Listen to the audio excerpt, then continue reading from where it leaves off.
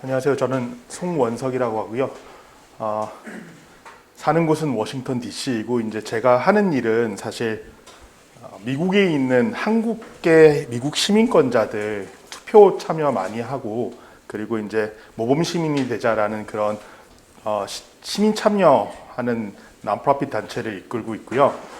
그러면서 이제 모여진 목소리로 저희가 한인 이슈라든지 아니면 한인들 건의공호라든지 아니면 한미 관계에 관련된 법안들이라든지 이런 이슈들을 미국 의회에 시민 로비하고 그래스루트 로비하는 그런 단체를 이끌어가고 있습니다. 그래서 제가 데일리 하는 잡이 아무래도 매일 여기로 치면은 국회, 미국 연방의사당에 가서 의원들이라든지 아니면은 스태프들, 보좌진들이랑 이렇게 그 현안 전달하고 그리고 관계를 맺고 하는 잡이다 보니까 제가 벌써 그 일을 벌써 한 13년, 14년째 하고 있는데요. 그래서 이제 제가 특기가 좀 생긴 게 거기 오래 있다 보니까는 미국 정치나 워싱턴 DC에 대해서 이제 한국말로 좀 잘 설명을 할 수 있는 저보다 이제 제가 이제 그 가운데에 껴있는 상황인데 저보다 미국 정치를 더 많이 아시는 분들은 있을 수 있는데 그분들은 한국을 좀 많이 모르고 그리고 저보다 한국을 훨씬 더 많이 아시는 분들이 있겠지만 그분들은 워싱턴 DC를 잘 모르기 때문에 그런 면에 있어서 제가 좀 괜찮은 그 퍼스펙티브를 드릴 수 있을 것 같고요. 오늘 제가 하는 강의는 관전 포인트 10이라 그랬는데 사실 미국 정치 대선에 대해서 되게 심화된 것보다는 처음에 제도나 스케줄부터 시작을 해서 조금 이렇게 전반적인 그림을 이렇게 머릿속에 그려보시고 그러면은 지금부터 일어나는 일이 그때 송원석이라는 사람이 와서 이렇게 이야기를 했었는데 이런 맥락에서 이런 일이 일어나는구나 이렇게 보실 수 있게 그렇게 이해시켜 드리려고 준비를 했습니다. 첫 번째는 선거 일정인데요. 올 초에 작년까지는 준비 기간이었다 그러면 올 초에 많이 다들 들으셨겠지만 1월, 2월, 3월 지나가면서 미국 대선 경선에 대해서 많이 들으셨을 거예요. 그리고 슈퍼 화요일이라고 경선이 주에 제일 많은 주에 이미 슈퍼 화요일 지나가면서 각 당의 후보자가 결정이 됐죠. 공화당은 트럼프가 됐고 민주당은 바이든 대통령이 됐는데 그래도 지금 현재도 테크니컬리는 경선 기간 중입니다. 아직 경선이 끝나지가 않았어요. 그래서 경선이 끝나는 시점이 사실 여기 보시는 공화당은 7월 달에 공화당 전국대 전당대회 할 때 경선이 끝나는 거고요. 민주당은 민주당 전당대회를 할 때 끝나는 건데 전당대회 많이 들으셨을 텐데 이 전당대회 느낌이 이게 어떤 의미가 있냐면은 공식적으로는 경선에서 선출된 그 각 당의 후보자를 확정하는 역할을 하고요.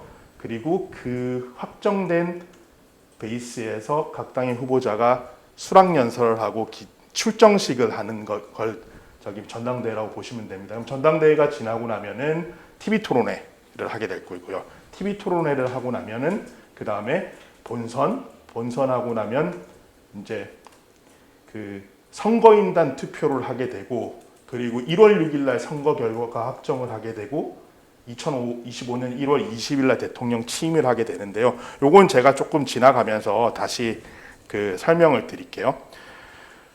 선거 일정 이해하기 여기 이제 보시는 거는 아까 제가 했던 걸 조금 더 풀어놓은 건데 기본적으로 그 여기 빨간색 돼 있는 넘버들은 그 주에 할당돼 있는 각 당의 경선 선거인단 대의원들의 숫자입니다.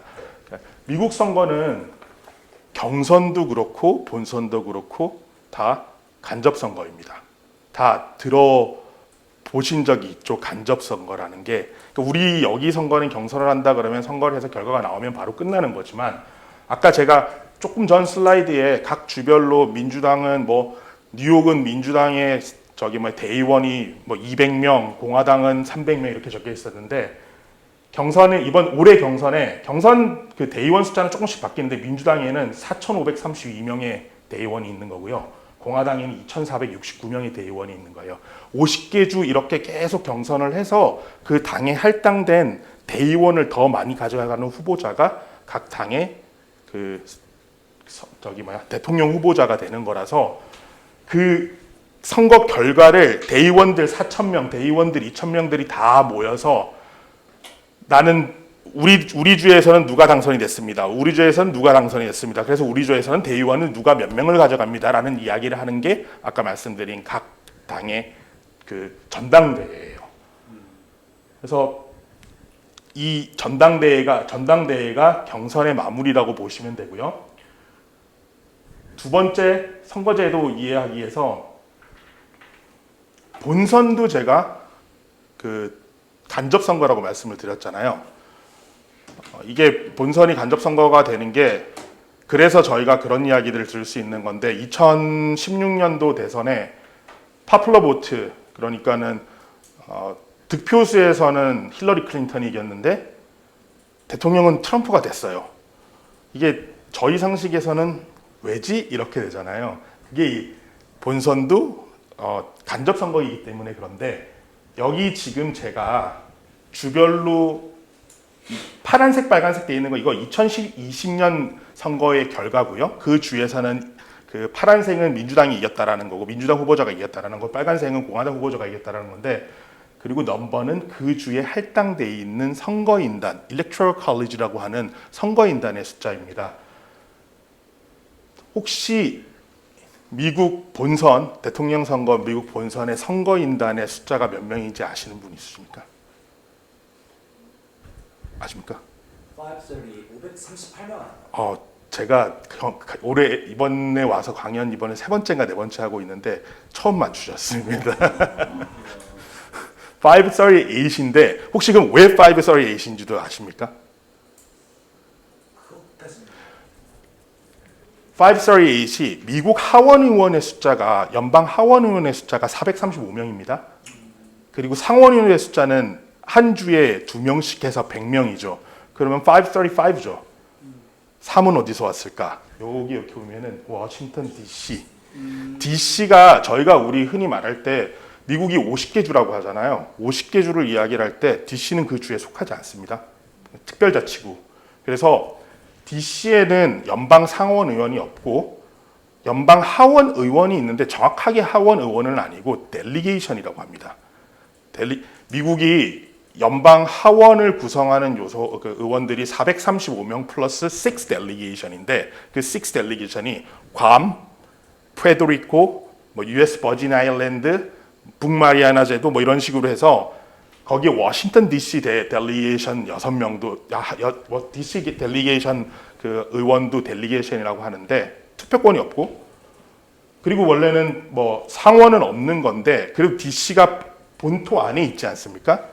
그래서 4년마다 열리는 대통령 선거의 선거인단은 3명을 할당을 해주는 겁니다. 그래서 538명의 선거인단을 누가 더 많이 확보하느냐. 보통 이제 양당제가 굳어졌으니까는 그 중에 270명, 과반인 270명을 먼저 확보하는 후보자가 미국의 대통령이 되는 건데, 이게 생각보다 이 선거인단 제도를 먼저 이 간접 선거고 선거인단 제도를 이렇게 이해를 하시는 게 미국 선거를 보는 게 많은 도움이 되는 게 뭐냐면은 제가 아까 말씀드렸잖아요. 그리고 이 주에 할당되어 있는 선거인단들은 본선은 위너 테이크스 올이에요. 어떤 후보자든지 한 표라도 더 가져가면은 그 한 표라도 더 가져간 후보자가 그 주에 할당된 선거인단을 본인이 다 가져가는 거예요. 승자 독식이라 그러는데, 그러면은 캘리포니아에서 한 표로 이기든 10표로 이기든 100표로 이기든 이긴 사람은 54명의 선거인단을 가져간다라는 이야기겠죠. 그러니까 그래서 파퓰러 보터는 누가 많이 받았는데 선거인단은 파퓰러 보트를 못 받은, 그러니까 표는 작게 받은 후보자가 가져갈 수 있는 게 형성이 되는 거예요. 예를 들어 캘리포니아에선 한 표로 이어서 가져갔지만은 노스캐롤라이나에서 100표로 이겼다 하더라도 그 표는 상관없이 내가 선거인단을 가져가는 걸로만 카운트가 되는 거니까요. 근데 여기 이렇게 보시면 선거인단 이야기를 하면서 또 보실 수 있는 게, 그러면 전통적인 선거에서 항상 민주당이 이기던 지역, 그리고 전통적인 선거에서 항상 공화당이 이기던 지역, 그런 지역들이 있겠죠. 그럼 여러분들이 미국 선거를 캠페인을 디자인하시는 분이라면은 항상 이기는 지역에 가서 선거 유세를 할까요? 안 하겠죠. 왜냐하면 득표수가 의미가 없으니까 여기는 안전하게 이기겠다는 생각만 있으면은 거기서는 할 필요가 없는 거죠.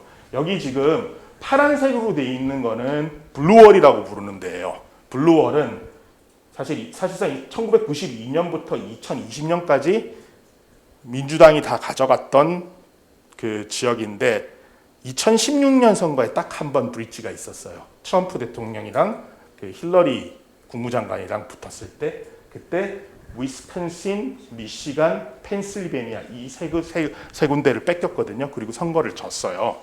민주당은 지금도 이 블루월을 수성하는 게 가장 큰 목표예요. 왜냐하면 이 블루월만 수성을 하면 이 블루월에 해당되는 선거인단이 257명이에요.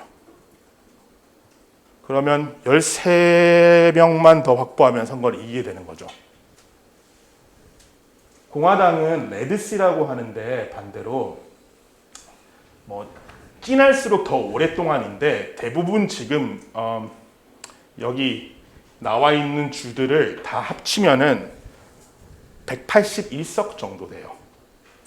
그러니까 민주당의 위스콘신, 미시간, 펜실베니아 제외하고 파란 부분, 그리고 공화당이 이 빨간 부분들은 대부분 이번 선거에서 그 유권자들의 표심이 크게 의미가 없는 거예요. 그래서 지금부터 이렇게 보시면은 바이든 대통령이 어디 가서 선거 유세를 하더라 그러면은 여기 파란 데는 거의 없을 거예요. 근데 아까 제가 브릿지가 일어났다라는 위스콘신, 이거 제가 나중에 경합주를 다시 설명드릴 건데, 위스콘신, 미시간, 펜실베니아 이런 데는 둘 다 그 트럼프 후보자도 그렇고 둘 다 엄청나게 가서 할 거고요.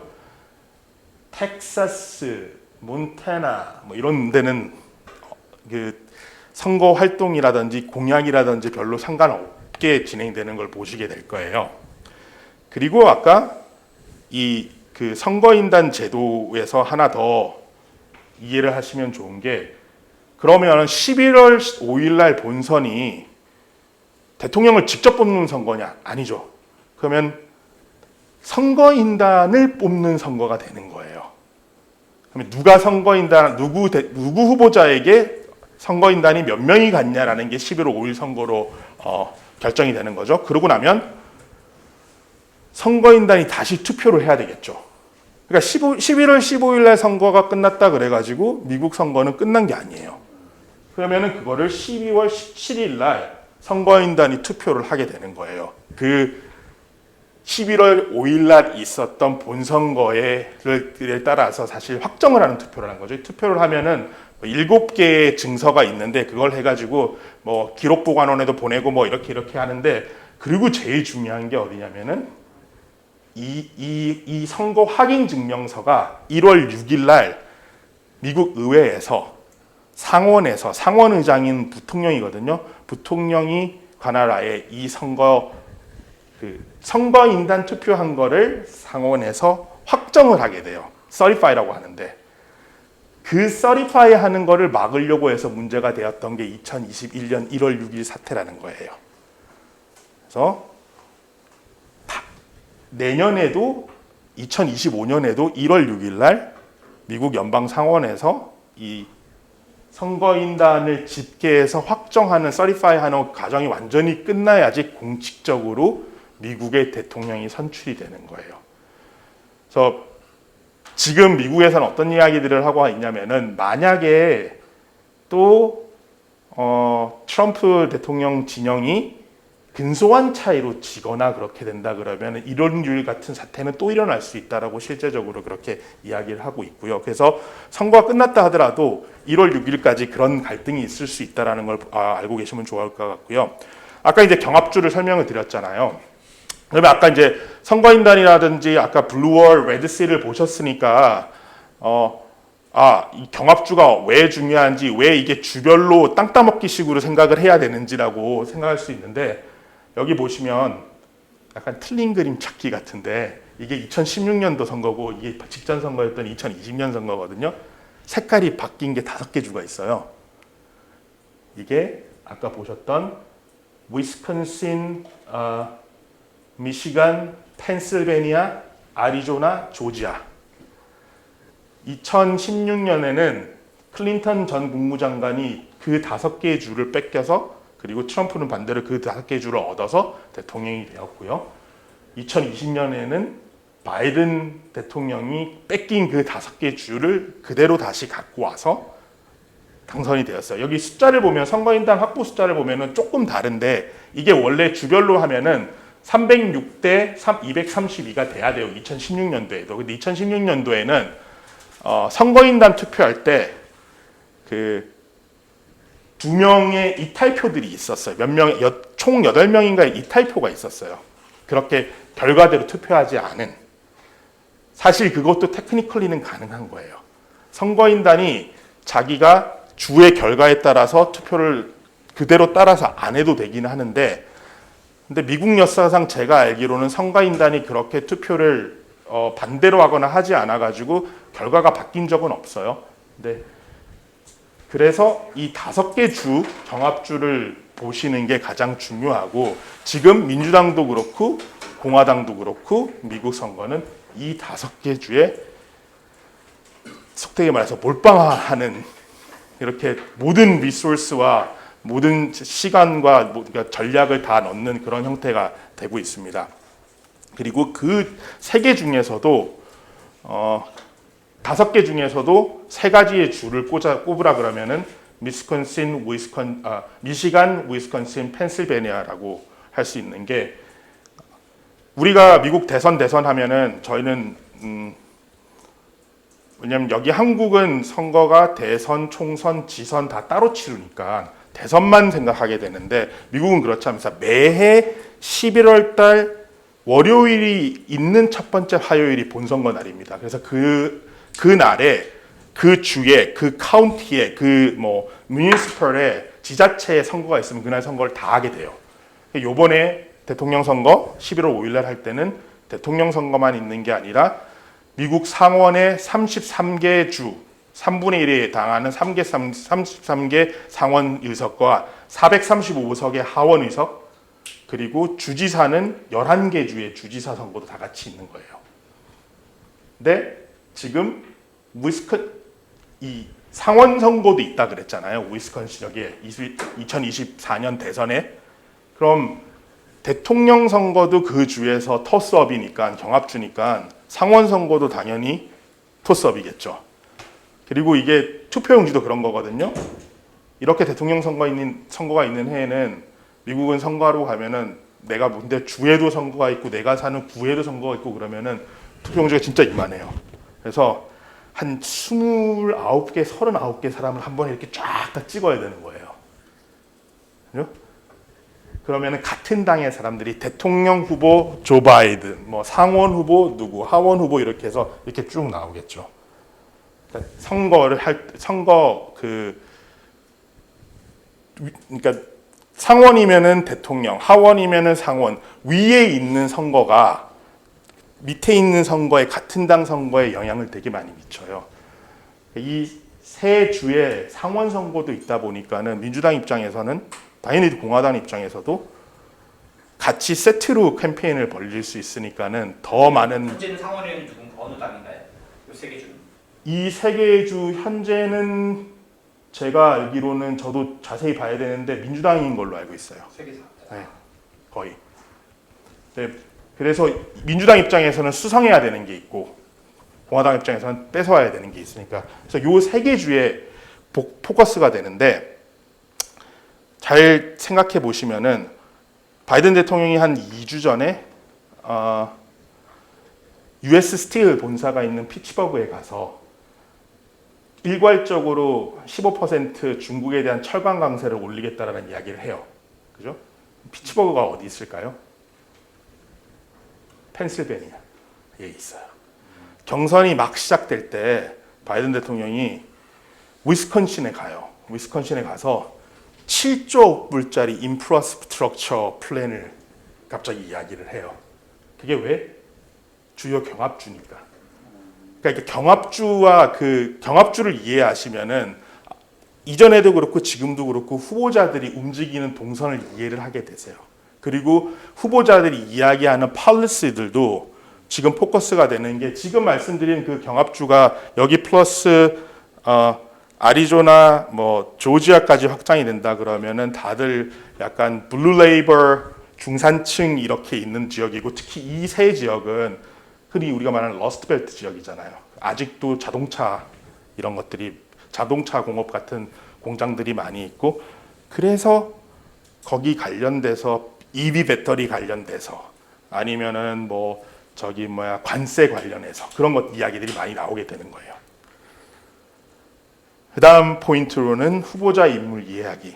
지금 제가 봤을 때 뭐 우리가 흔히 아무리 한국에 있어도 좀 관심이 있으신 분들은 바이든은 대강 어떤 분이다, 트럼프는 어떤 분이다라는 거는 다 아실 것 같아서 건너뛰고 이번 대선의 최대 변수로 떠오르셨다가 지금 이제 약간 여전히 변수기는 한데 그래도 좀 윤곽이 나오고 있는 분이 로버트 케네디 주니어예요. 로버트 케네디 주니어가 누구의 아들일까요? 로버트 케네디 아니겠죠? 로버트 케네디 그 존 F 케네디의 동생이었던 분의 그 암살당했던 분의 아들인데 전통적으로 그러면 민주당 쪽 분이겠죠. 가족들이 다 민주당 분이고 그리고 본인 직업은 환경운동하는 로이어였어요. 근데 이분이 되게 특이점이 되게 많아요. 이분은 총기 규제에 반대예요. 되게 리버럴한 개인의 자유를 믿는 분이라서 총기를 규제하면 안 된다고 이야기를 하시는 분이에요. 그래서 그러면은 총기 대량 학살 같은 마서커 같은 것들은 어떻게 문제가 뭐냐 그러면 규제의 문제가 아니라 마약의 문제라고 생각하시는 분이고 그리고 이분 뭐 이렇게 특징이 지금 일어나는 일로 하면은 우크라이나 전쟁의 원인은 나토의 동진우 때문이라고 생각을 하시는 분이에요. 그러니까 러시아의 편을 들어주시는 분이죠. 그리고 코로나 때 코로나 봉쇄가 나치의 파시즘만큼 그런 성향을 띈 정책이다라고 비판하셨고 백신 음모론에 아주 동조하시는 분이에요.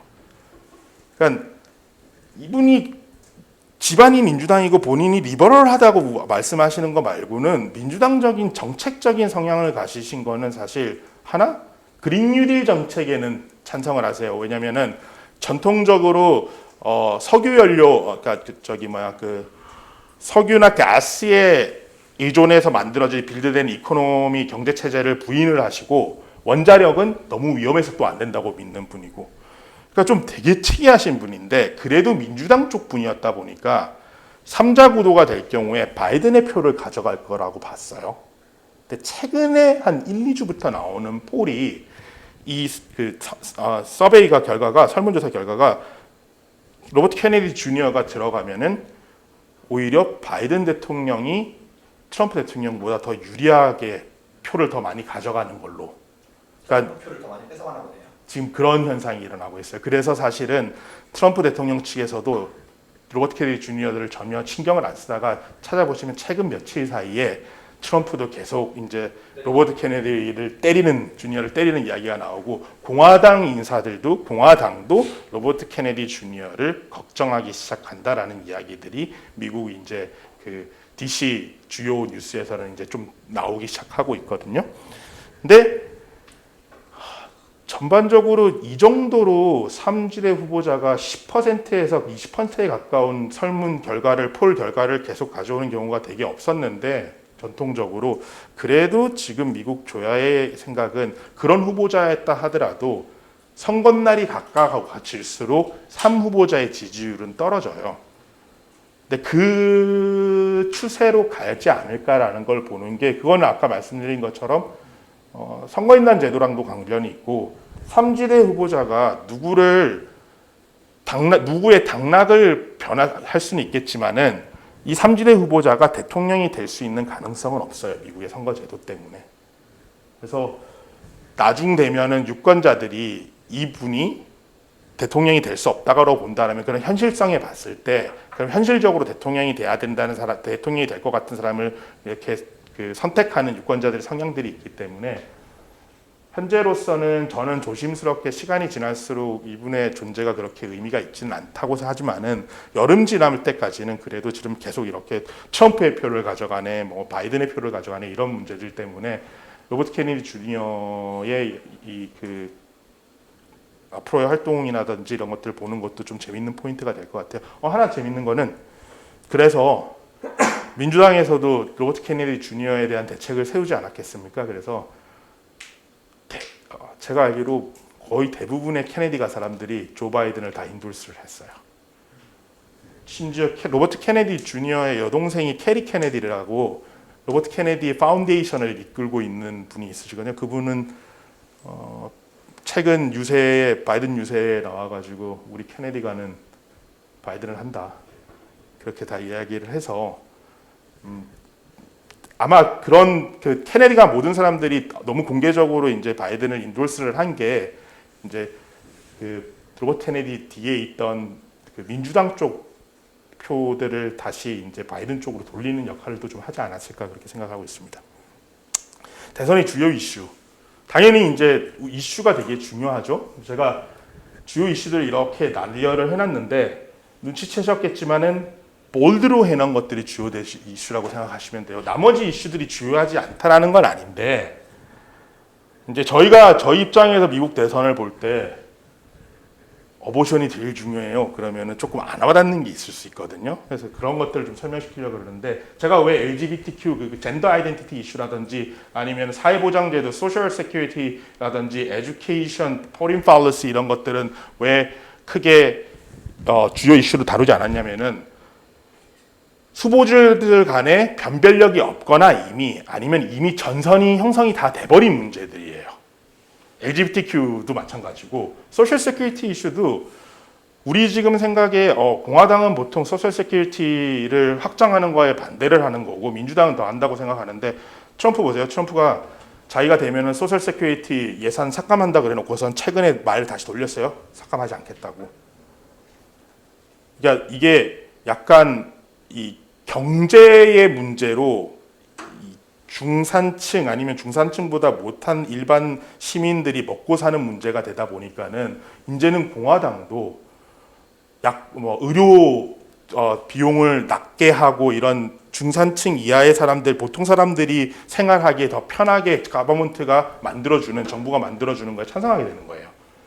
에듀케이션 중요하긴 한데 미국은 에듀케이션에 대한 모든 폴리시들은 스테이트에서 관할하는 문제이기 때문에 대선에는 크게 묻지 않고요. 포린 폴리시 너무 잘 아시겠지만은 대중국 경쟁이란 걸로 거의 하나를 두고 누가 더 때리냐의 문제로 지금 가고 있거든요. 그러니까 이것도 변별력이 없기 때문에 그런데 이코노미는 제가 따로 설명 안 드려도 잘 아실 거예요. 왜냐면은 다들 먹고 사는 게 가장 문제니까 유권자들이. 공화당 최근에 나온 폴을 보니까 공화당 유권자들은 투표를 하는 이유가 71%가 이코노미 때문에 경제 문제 때문에 투표를 한다 그러고 민주당은 67%가 제일 많은 건데 67%로 protect democracy 민주주의를 지키겠다라는 게 원인이라 그러는데 어쨌든 이코노미는 안 좋다고 실물 경제를 안 좋게 유권자들이 느낄수록 현 정권에 대한 안 좋은 반감을 유권자들이 가지겠죠. 그래서 그런 면에서 보시면 되고 지금 많이 이야기를 하는 게 이미그레이션이에요. 근데 이미그레이션은 우리는 조금 한국에서는 이민 이슈들이 그렇게 큰 이슈들이 아니니까는 그렇게 안 보일 수도 있는데 미국의 대선 이슈는 지금 이미그레이션은 여기 보인 것처럼 바이든 대통령 취임 이후에 750만 명이 불법 이민을 시도를 했어요. 그리고 작년 한 해만 250만 명. 평균을 따지면 하루에 5천 명씩 남부 국경을 통해서 넘어오고 있어요. 1,000명이 넘게 그러니까 10,000명씩 들어오는 날도 있고요. 최근 통계를 보니까 바이든 정부 이전에 미국 내에 불법 이민자의 수가 이미 넘어 있는 수가 10 밀리언, 그러니까 1,000만 명으로 추산했었는데 지금 현재 1,400만 명으로 보고 있대요. 그럼 한 400만 명 정도가 한 3분의 1에 달하는 숫자가 이렇게 더 늘어난 거잖아요. 이게 왜 더 이슈가 되냐면 국경을 마주하고 있는 이게 심리적인 것들이지만 실제적으로도 국경을 마주하고 있는 주들은 트럼프 정부 때는 이렇게 이미그레이션 불법 이민이 오면은 그 자리에서 직결 처분을 해서 직결 추방을 했어요. 지금 바이든은 정부는 그렇게 하지 않고 디테인션 센터에 구류를 했다가 디테인션 센터에서 적법한 절차를 거쳐서 추방을 하게 되는데 하루에 10,000명씩 넘어와요. 디텐션 센터가 나만 하겠냐는 이야기죠. 그럼 거기도 돈이 들어갈 거고. 그래서 아마 그런 이야기 한번 코미디 같은 이야기인데 들어보신 적이 있을 것 같은데 텍사스 주지사가 디텐션 센터에 있는 사람들을 버스에 다 태워가지고 뉴욕 지지사 집 앞에다가 던져놔요. 관사 앞에. 카멜라 하리스 간사 있는 데다가 던져놔요. 니네는 국경을 이민자들한테 유한 정책을 하라 그러는데 그럼 니네가 해라. 우리는 돈도 없고 이렇게 없다. 그래서 이게 사실은 이미그레이션 이슈는 바이든한테는 리스크 팩터고 트럼프한테는 레지스턴스 팩터인데 이미그레이션 전체를 이 불법 이민뿐만이 아니라 전체적으로 미국의 상황을 생각을 해보시면 좋은 게 저는 그렇게 이야기하고 극단적으로 이야기하면 미국은 더 이상 친이민, 민주당도 친이민이 아니에요. 다 반이민이에요. 반이민인데 다만 민주당은 합법 이민의 기회를 좀 더 주자라는 입장인 거고 공화당은 당연히 합법 이민인데 그 합법 이민의 기회조차도 더 어렵게 만들자라는 주의고 이런 불법 이민자, 국경을 넘은 불법 이민자들은 뭐 아예 거론할 가치가 없다고 보는데 그래서 얼마 전에 들어보셨을 수도 있는데 이 우크라이나라든지 이런 이스라엘에 지원 예산이 통과가 자꾸 안 되니까 바이든 쪽에서 일부 이 국경 봉쇄하는 거를 일부 컨디셔널리 동의하는 조건으로 법안을 통과를 시키자라는 이야기도 나오거든요. 그러니까 바이든 정부도 11월 가면서 이미그레이션에 대해서는 조금 점점 더 이렇게 트럼프 공화당 쪽의 입장을 더 취할 가능성이 많이 있습니다. 그래서 요거가 하나의 이슈고 트럼프 입장은 뭐가 다른 거예요? 현재 기준으로 보면. 트럼프 입장은 일단 불법 이민 예전처럼 돌려서 오는 사람들은 다 내보내는 거예요. 그것뿐만이 아니라 대규모 불법 이민자 체포 작전이 있을 거라고 보고 있어요. 대도시에서 아이스라고 그런 이민 단속하는 경찰들을 통해서 지금은 그렇게 못 하는데 그냥 진짜 길거리 가는 사람들, 불법 이민 사람들 많이 사는 동네에 가서 체포해서 보낼 거라고 그런 일이 무조건 일어날 거라고 보고 있어요. 그래서 그렇고 사실 어보션이 넘버1 이슈입니다. 어보션 넘버1 이슈인데 어보션을 제가 어디서 다른 강연을 하다가 되게 독특한 질문을 받았는데 트럼프 때 대법원이 6대3이 되지 않았습니까? 공화당 성향을 가진 대법원 저스티스가 6명이 되는데 대법원이 어보션이 이렇게 리퍼블리컨에게 백파이어가 될 줄 알았으면은 웨이드 앤 로 그거를 폐지를 했을까 이런 이야기가 나올 정도로 그런데 이 어보션 이슈가 결정적인 이슈 중에 하나라고 볼 수 있는 거는 선거 중에 작년에 있었고 2021년도에 있었던 버지니아 선거를 좀 보시면 재밌는 게 버지니아의 2021년 선거에서 글렌 영킨이라고 하는 트럼프랑 거리는 좀 뒀는데 트럼프의 성향인 공화당 주지사가 깜짝 당선이 돼요. 거기는 최근에는 한 두세 번 다 민주당 주지사가 당선이 됐던데 그 이유는 그분은 그때 어보션 이슈는 아니었고 교육 이슈로 가지고 유권자들을 설득을 했었거든요. 우리 애들이 왜 초등학생들부터 CRT Critical Racial Theory를 배워야 되냐? 왜 아이들이 어릴 때부터 LGBTQ 젠더 아이덴티티 이슈를 배워야 되냐? 교육이 너무 좌편향돼 있다라는 걸 들고 나오셔가지고 중산층 백인 유권자들의 마음을 얻어서 깜짝 당선이 돼요. 그러면서 작년에 2023년 가을에 11월 달에 버지니아에서는 버지니아 주 상하원 선거가 있었어요. 근데 동시에 작년에 그 즈음에서 버지니아에서 낙태를 반대하는 법이 통과가 됐거든요. 더 좀 스트릭트하게 그래서 이제 다들 우리 미국에서는 이거를 바로미터로 보고 있었던 거예요. 그럼에도 불구하고 주 선거가 상하원을 공화당을 가져간다라고 그러면은 미국에서는 어떤 이야기까지 하면 글렌 영킨이 강력한 대통령 후보가 될 수도 있다라고 생각을 했었어요. 근데 보시는 것처럼 하원을 다시 데모크рат이 뺏어오는 결과를 가져와요. 이게 결과가 왔다라는 게 이 결과가 나왔다라는 거를 다 어보션 때문에 공화당의 정책에 반대하는 모더레이트 여성들이 나와서 이렇게 됐다고 지금 보고 있거든요. 지난주인가 지지난주에 보셨듯이 뉴스에 한번 보신 적 있을까요? 미국의 아리조나 주 대법원이 1864년에 지정된 낙태금지법을 다시 되살렸다. 기본적으로는 완전 낙태가 산모가 건강 생명을 위협받는 경우 말고는 낙태를 1도 허용하지 않는 법이에요. 1864년에 제정된 법이었으니까. 그래서 지금 아리조나가 난리예요. 프로테스트가 엄청나게 일어나고 있고. 당정된 시기에 만들어진 법이네요. 네네. 이게 근친상간을 통해서 아니면은 강간을 통해서 임신이 됐다 하더라도 그 낙태를 허용하지 않는 정도의. 근데 아까 제가 경합주에 아리조나가 있다 그랬었죠. 왜냐하면 민주당 측은 이게 호재인 거죠. 선거로만 봤을 때. 근데 낙태가 그렇게 정말 제일 중요한 이슈다라고 앞으로도 팔로우 하시면 좋다고 보실 수 있는 거는 이런 버지니아 선거라든지 아리조나 이런 거 생각하실 필요 없이 트럼프의 입장을 보시면 돼요. 트럼프 그 전 대통령이 모든 이슈에 대해서 되게 선명한 분이잖아요. 선명할 필요가 없는 이슈에서도 선명한 분인데 낙태에만 대해서는 작년까지 계속 그랬어요.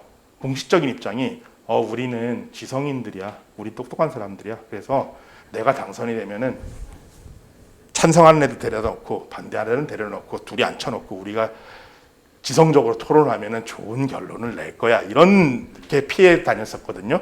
그러다가 경선을 할 때 되니까 트럼프의 당성 지지층 세력층 중에 다수가 바이블 벨트에 있는 복음주의자들이 있을 거 아니에요. 복음주의자들은 트럼프 대통령한테 계속 낙태에 대한 입장을 밝혀라고 푸시를 했어요. 그래서 어쩔 수 없이 이야기를 하는 게 16주 이후의 낙태는 반대한다. 그 이야기는 16주 전에는 한다라는 거였거든요. 그거 가지고 사실 복음주의자들이라든지 아주 보수적인 리퍼블리컨들은 공화당들은 여전히 만족하지 않았었어요. 그런 논란이 있는 가운데 이 아리조나 주 대법원의 결정이 있고 바로 그날인가 그 다음 날인가 트럼프 대통령이 이야기합니다. 다시 생각해보니까 낙태는 주가 할 문제지 연방정부가 할 게 아닌 것 같아. 왜냐하면 본인이 아는 거예요. 이 낙태에 대한 스탠스가 자기한테 유리하지 않다라는 걸. 그래서 이 어볼션 이슈가 미국에서 지금 어떻게 계속 특히 경합주라든지 해서 진행되냐에 따라서 바이든 대통령한테 유리할 거냐, 트럼프한테 유리할 거냐 이렇게 볼 수 있기 때문에 이 이슈를 팔로우업 하시는 게 대선의 주요 이슈 중에 하나이고요. 6번째 관전 포인트, 트럼프의 사법 리스크. 트럼프의 사법 리스크 많이 들어보셨을 거예요. 트럼프 대통령이 지금 뭘 하고 있네, 무슨 허시머니, 입막음, 성추문, 입막음으로 형사재판이네, 아니면 성추문으로 민사재판이네, 많이 들어보셨을 텐데, 일단 정리를 한번 해드리면 좋을 것 같아서 정리를 하겠는데, 트럼프가 형사재판은 4개가 지금 걸려 있어요. 기소를 4가지 형사재판에 걸려 있고, 이 네 가지 재판에 88가지 혐의인가 그래요. 그리고 2개는 민사재판이에요. 2 민사재판은 실질적으로 1심이 나왔어요.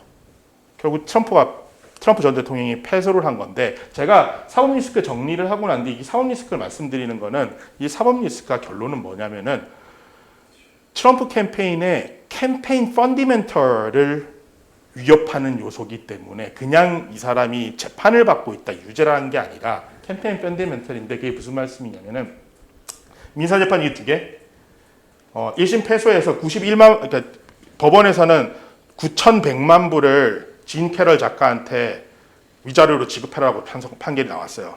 그리고 부동산 사기 대출은 이자까지 해서 4억 6,400만 불을 지불하라, 벌금으로 내라고 나왔단 말이에요.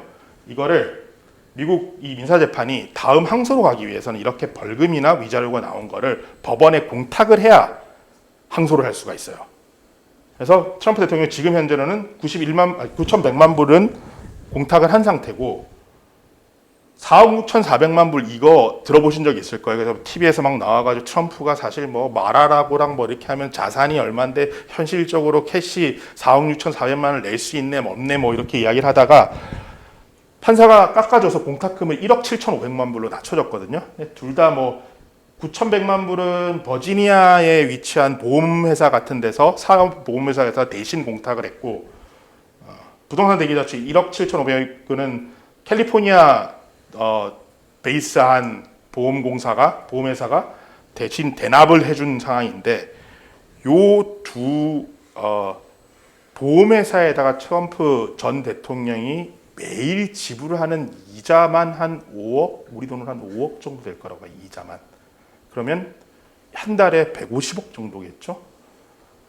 환율을 많이 쳐서 더 많이 쳐준다 하더라도 그러면은 한 달에 트럼프 대통령이 이 공탁금에 대한 것만 해도 10 밀리언, 1,000만 불을 이자로 페이를 해야 된다는 거예요.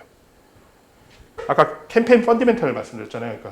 그러니까 이게 혐의뿐만이 아니라 돈에 대한 문제인데 이 네 가지 형사 재판을 준비하면서 이 두 가지도 준비하면서 작년에 트럼프 대통령이 리걸 펀드로 쓴 돈만 거의 6천만 불이거든요. 60 밀리언 달러. 그리고 지금 요 두 번째 여기 성추문 입막 허시머니 한 거는 연방 그 형사 재판이 열렸어요. 지난주에 4월 15일 계획대로.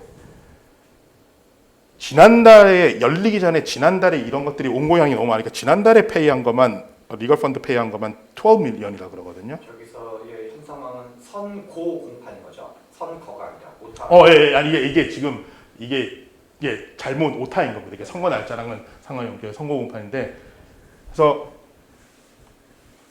이 두 가지는 위에 두 가지는 사실 워싱턴 DC 의회 난입에 대한 거는 원래 3월 달에 그 재판 날짜가 잡혀 있었는데 대법원이 트럼프 변호인단이 주장하는 그 일이 일어났을 때 트럼프 대통령이 대통령이었으니까 대통령으로서 이뮤니티 면책 특권을 심사해 달라는 걸 받아들여 줬기 때문에 무기한 연기가 됐어요. 그리고 선거 개입도 똑같이 대통령 신분일 때 한 거니까는 그러면은 대법원의 판결이 나오기 전까지는 이 재판을 하는 게 의미가 없다 그래서 대법원이 그 이뮤니티 대통령 면책 특권을 결정하기 전까지는 이 두 개는 열리지는 않을 건데 4월 15일 지난주에 열렸던 거는 똑같은 논리로 선거인단은 계속 딜레이 연기를 해달라고 했지만 판사가 연기를 해주지 않아서 이미 열렸고요. 김유인 문서 불법 반출 이것들은 5월 20일로 잡혀 있는데 다들 조금 연기가 될 거라고 보는데 아직 판사가 공식적으로 연기를 한다 안 한다 이야기를 한 적은 없어요. 왜냐하면 근데 이 두 가지 혐의는 보시면 아시겠지만은 좀 관심 있으면 아시겠지만은 본인이 대통령인 시절에 일어난 일이 아니에요. 그렇기 때문에 그 대통령으로서 면책 특권이 없어서 판사가 그러면은 상관이 없는 일이니까 하자 그러는데 당장 이거 하나 재판이 시작된 것만 해도 시간 아까 돈도 돈이지만은 캠페인 머니도 머니지만은 시간으로 봤을 때 앞으로 최소 2달, 길게는 3달 트럼프 대통령이 뉴욕에 있는 연방 코트에 일주일에 4번씩 9 to 5 이렇게 계속 출석을 해야 돼요. 그만큼 되게 댄스하게 그 재판 날짜가 잡혀 있는 거거든요. 그건 뭐냐면은 7월 정도까지 트럼프 대통령은 선거 유세를 하기가 되게 힘들어진 상황이 돼버렸어요. 지금 거기다가 그 트럼프 대통령이 하도 재판장을 들어가면서 나오면서 이게 뭐 마녀 사냥이니 뭐 이런 이야기들을 너무 많이 해서 지금 이 판사가 성추문 입막음 그 판사가 개그 오더가 뭐냐면은 재판에 대해서 공개적으로 아무런 이야기를 못하게 만드는 그것 때문에 그 배심원들의 배심원들도 협박당할 수 있고 판사 본인도 협박을 당할 수 있어서 실제로 엊그저께인가 이전에 했던 거에 대해서 9,000불이라는 벌금이 나왔고 한 번 더 그러니까 재판을 받고 나가는 길에 이건 말도 안 되는 거다 마녀 사냥이다 아니면 이거는 뭐 선거 개입이다 뭐 이런 식으로 이야기를 하면은 그것만 가지고 바로 즉결 그 감옥에 넣겠다고 판사가 이야기를 했거든요. 그러니까 트럼프 입장에서는 그 이야기를 나와서 막 하는 것도 선거운동이 반대로 될 수도 있어요. 강성 지지층인데 이제 그것도 못 하게 되는 거예요. 근데 이 상황에서 5월 20일이라든지 이게 연기가 돼서 하더라도 하나 더 혐의가 선거 전에 다시 오픈이 돼서 이걸 위해서도 재판장이 계속 뭐 일주일에 3일씩 4일씩 나가야 된다. 그러면은 엄청난 영향을 받겠죠. 그리고 지금 현재로서 트럼프 대통령이 슈퍼하이를 지나면서 그 당의 그 공화당의 대통령 후보로 입지는 굳혔지만은 가장 챌린지 되는 점이 니키 헤일리 뒤에 있던 중도 유권자들을 아직 다 취합을 못했어요. 중도 유권자들이. 그 중도 유권자들이 하는 이야기들이 트럼프 대통령이 선거 전에 결심 공판이 아니더라도 이 형사 재판에서 한 번이라도 하나라도 유죄를 받으면은 트럼프 대통령을 찍지 않겠다라고 하는 게 50%가 넘거든요. 설문조사가. 그러니까 트럼프 대통령은 이 사법 리스크가 본인의 시관 그리고 돈 그리고 표까지 지금 다 연결되어 있는 문제라 가지고 재판 과정들을 어떻게 가는지 보시는 것도 가장 중요한 관전 포인트라고 볼 수 있습니다. 자, 관전 포인트 7번째 중에 바이든 우세는 현직 프리미엄. 아까 현직 프리미엄 제일 잘 설명할 수 있는 게 아까 말씀드린 것처럼 공식 일정으로 위스콘신 가서 7억 불의 인프라스트럭처 투자 법안을 이야기를 한다. 공식 일정으로 경합주인 펜실베니아 피츠버그 US 스틸 본사에 가서 중국에 대한 관세를 15% 인상하겠다라는 이야기를 한다. 이런 게 가능한 거예요. 자기 돈 안 쓰고 자기 돈 시간 안 쓰고. 근데 공식 일정에는 누가 봐도 캠페인 메시지죠. 현직이 가지고 있을 수 있는 게 가장 많고 경제 수치, 실물 경제에서 미국 사람들이 인플레이션을 많이 느끼고 있다 하더라도 그래도 뭐 지금 트럼프 대통령 쪽의 메시지는 바이든이 경제를 망치고 있다 그러는데 그런다 그러면 뭔가 수치가 나오는 게 있어야 될 거 아니에요. 근데 수치는 계속 실업률도 그렇고 뭐 인플레이션 레이트도 그렇고 뭐 스탁 마켓도 그렇고 다 너무 굳건하니까 이것도 이제 바이든한테는 우세한 거고 선거 자금 트럼프 대통령이 아까 말씀드린 재판에 선거 비용을 모인 자금을 많이 쓰는 것도 있고 실제로 바이든 대통령이 선거 자금을 더 많이 모으고 있는 면도 있고 미국 선거는 정말 돈 선거라고 불릴 만한 선거이기 때문에 여러 가지로 지금 현재로 보면은 바이든 대통령이 우세인 게 확실하고 이 미국 언론을 보실 때 이 바이든 대통령이 현직 프리미엄을 어떻게 사용하고 있는가, 경제 수치 정도의 이렇게 위협이 될 만한 설득력이 있을 만한 경제 수치가 나오는지, 그리고 선거 자금이 지금 현재 캐시가 누가 얼마만큼 가지고 있는지 이것도 잘 살펴보실 수 있는 관전 포인트라고 합니다. 그리고 하나 더 관전 포인트는 제가 요즘에 한국말도 잘 못하고 영어도 잘 못하는 이런 낭패인 상황이 돼버렸는데 설문조사를 보실 때 설문조사가 되게 중요한 지표예요, 그죠? 되게 중요한 지표인데 여론조사 되게 지표인데 제가 이걸 특별히 좀 말씀을 드리는 거는 사실 좀 보이는 대로 믿을 수가 없게 돼버렸어요. 미국의 그 주요 선거에 대한 여론조사도 2016년도에 여론조사가 힐러리 전 국무장관 대세론이었어요. 여론조사를 보면은. 근데 트럼프 전 대통령이 이겼잖아요. 2022년에 중간 선거, 바이든 대통령이 당선이 되고 중간 선거를 할 때, 2020년 중간 선거 할 때 상하원 선거, 연방 상하원 선거를 할 때 여론조사 결과 레드웨이브를 이야기를 했었어요. 왜냐하면 중간 선거는 그 전에 직전 연방 선거에서 당선된 대통령의 당을 심판하는 의미가 있으니까 레드웨이브가 있을 거라 그랬는데 바이든의 민주당이 승리했다고 이야기할 수 있을 만큼 선전을 했었거든요. 그러니까 지금 미국의 여론조사도 좀 믿을 수가 없는 면이 있고, 특히 이번에 여론조사는 잘 보시면은 아직 undecided voter들이 너무 많이 나와요. 예전 여론조사들 2020년 선거, 10년 선거 보면은 여론조사 한 것들을 보면은 undecided voter들이 뭐 3%이 정도밖에 안 돼요. 근데 8%에서 10% 정도 항상, 그러니까 바이든 대통령, 트럼프 양자 구도로 해도 둘이 더한 게 100에 가깝지가 않아요. 90이 겨우 되거나 90대 초반. 이 undecided voter 그룹들이 있다라는 거. 그리고 이 undecided voter 그룹에 대해서는 지금 바이든의 우세론을 이야기를 하는 사람들은 undecided voter 그룹이 민주당 중도 그리고 공화당 중도 지지층인데, 공화당 중도 지지층은 엔타이 트럼프의 이런 환경이 좀 이렇게 여론이 많이 형성이 돼 있다라는 게, 그걸 증명해 주는 게 아직 히일리 뒤에 있던 중도 지지층들을 못 모은 것도 있고요. 그래서 여러모로 봤을 때 공화당 중도 지지층은 이대로 선거가 가면은 트럼프에게는 투표를 안 하게 될 가능성이 있어요. 근데 아이디얼하게, 그래서 우리 생각에 그럼 바이든으로 투표를 할 거냐? 그러진 않을 것 같아요. 투표장에 안 나오게 되는 거지. 근데 바이든 민주당 중도 지지층들은 아까 제가 잠깐 말씀드렸죠. 투표하는 이유가 67%가 프로텍트 데모크라시예요.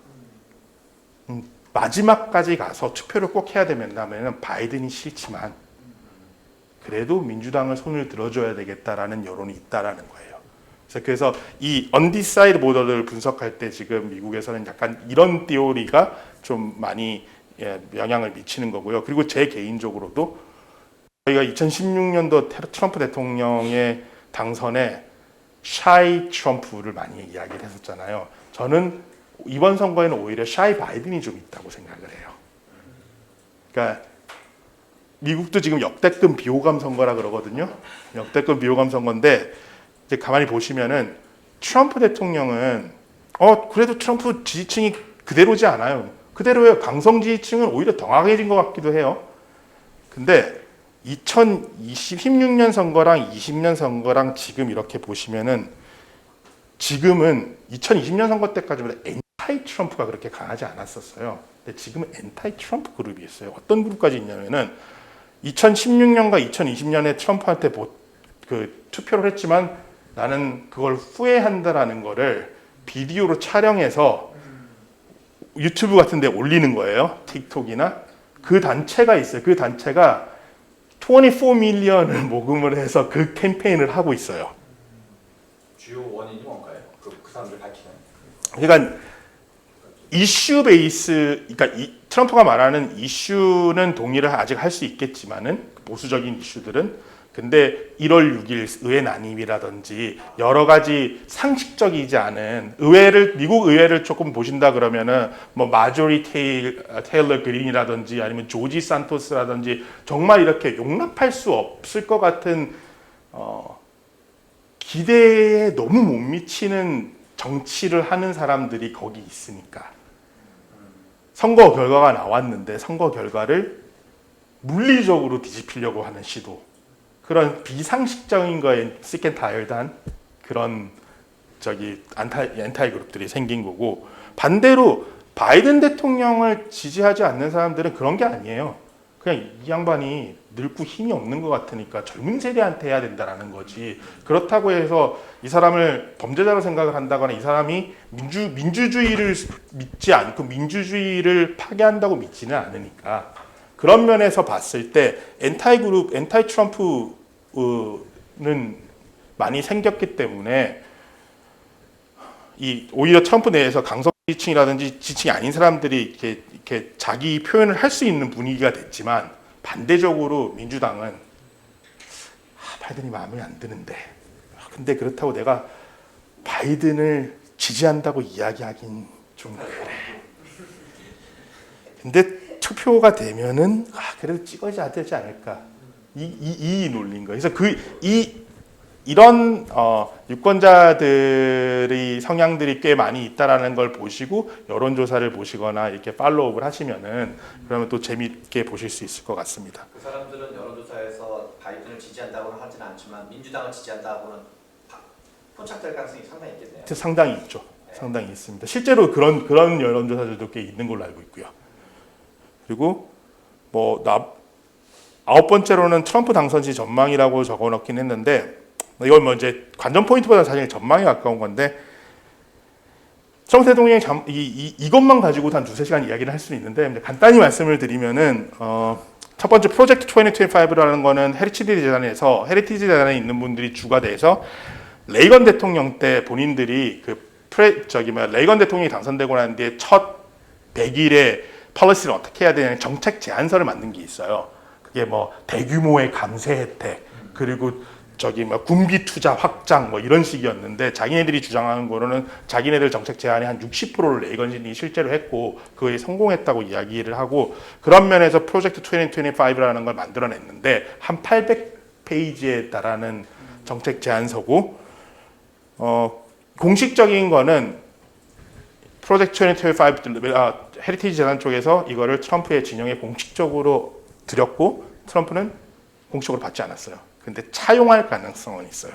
이 안에 있는 플랜 중에 차용할 수 있는 것 중에 나중에 관심이 있으시면 프로젝트 2025 오면은 이렇게 기사도 많이 나와 있고 본문도 찾아보실 수 있거든요. 그 홈페이지에서.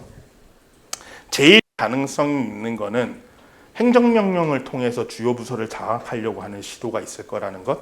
그리고 그 주요 부서의 첫 번째 가장 큰 타겟이 될 건 당연히 예상할 수 있지만 DOJ랑 FBI. DOJ를 장악을 해야지 자기 차지를 드랍을 할 수 있을 것이고 FBI를 장악을 해야지 정적들을 수사를 할 수 있을 거예요. 그래서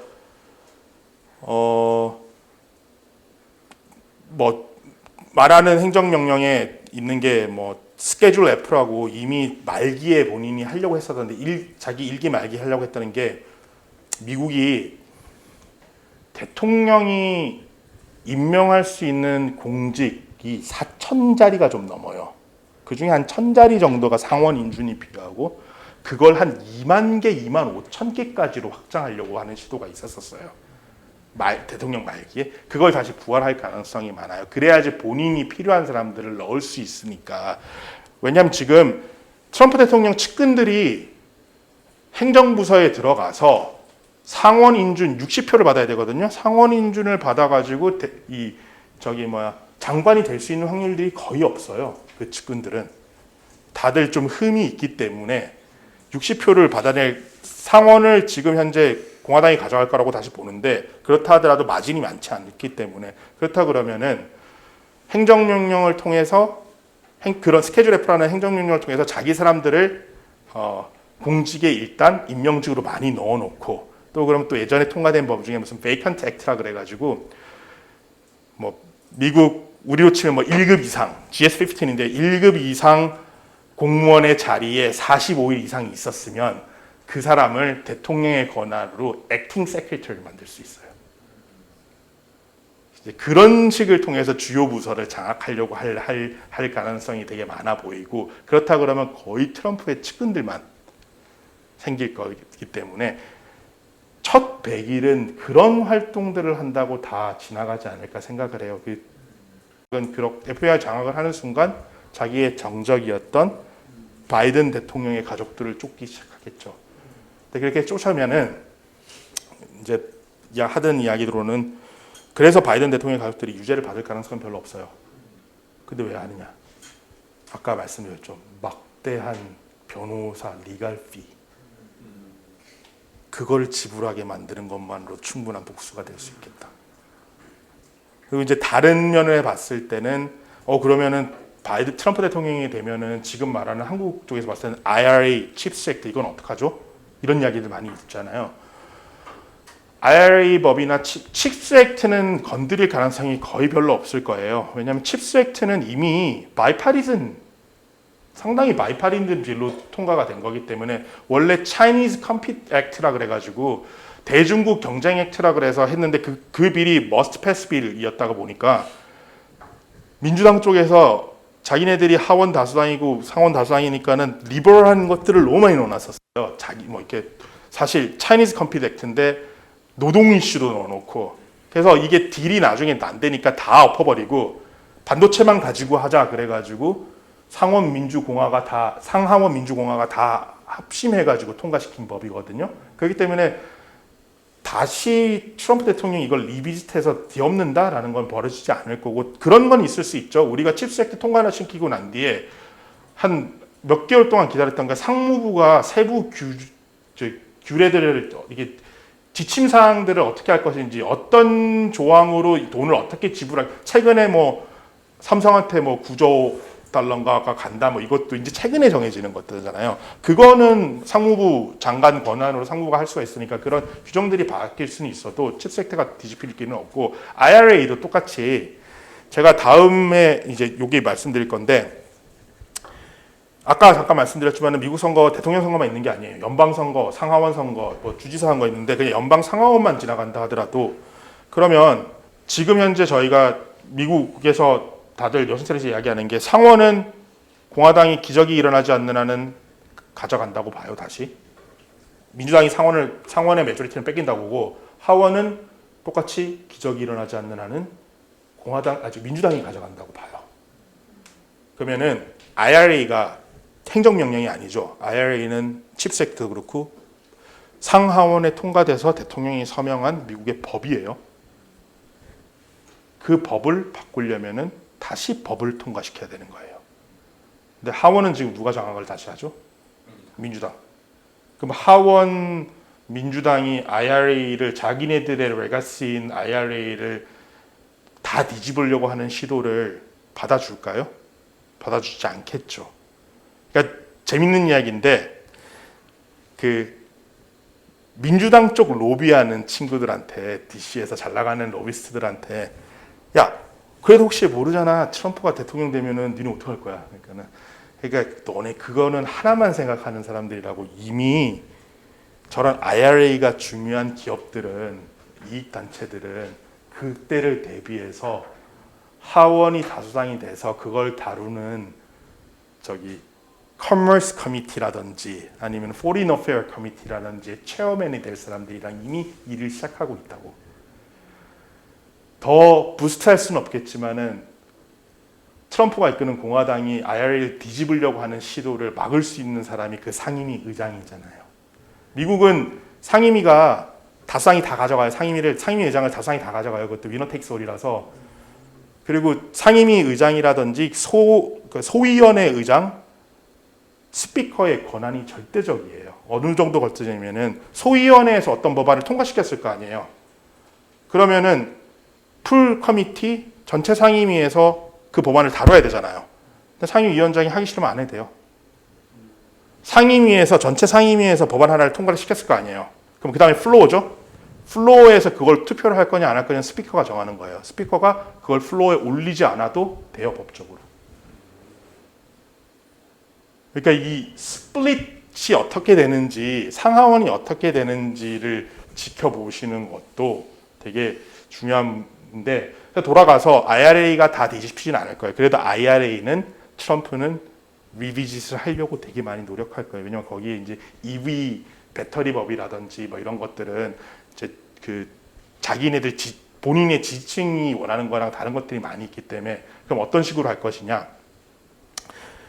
옴니버스 빌, 머스트 패스 빌이라는 큰 빌들이 있어요. 예를 들면 어프로프리에이션, 세출 법안 1년에 한 번 꼭 통과시켜야 되는 거죠. 그리고 NDAA, 그 National Defense Authorization Act라고 하는 그 국방수권법, 이런 법들은 민주당도 공화당도 매해 통과를 시켜야지 되는 법안이니까 그 법안을 통과시킬 때 민주당이 원하는 게 있겠죠.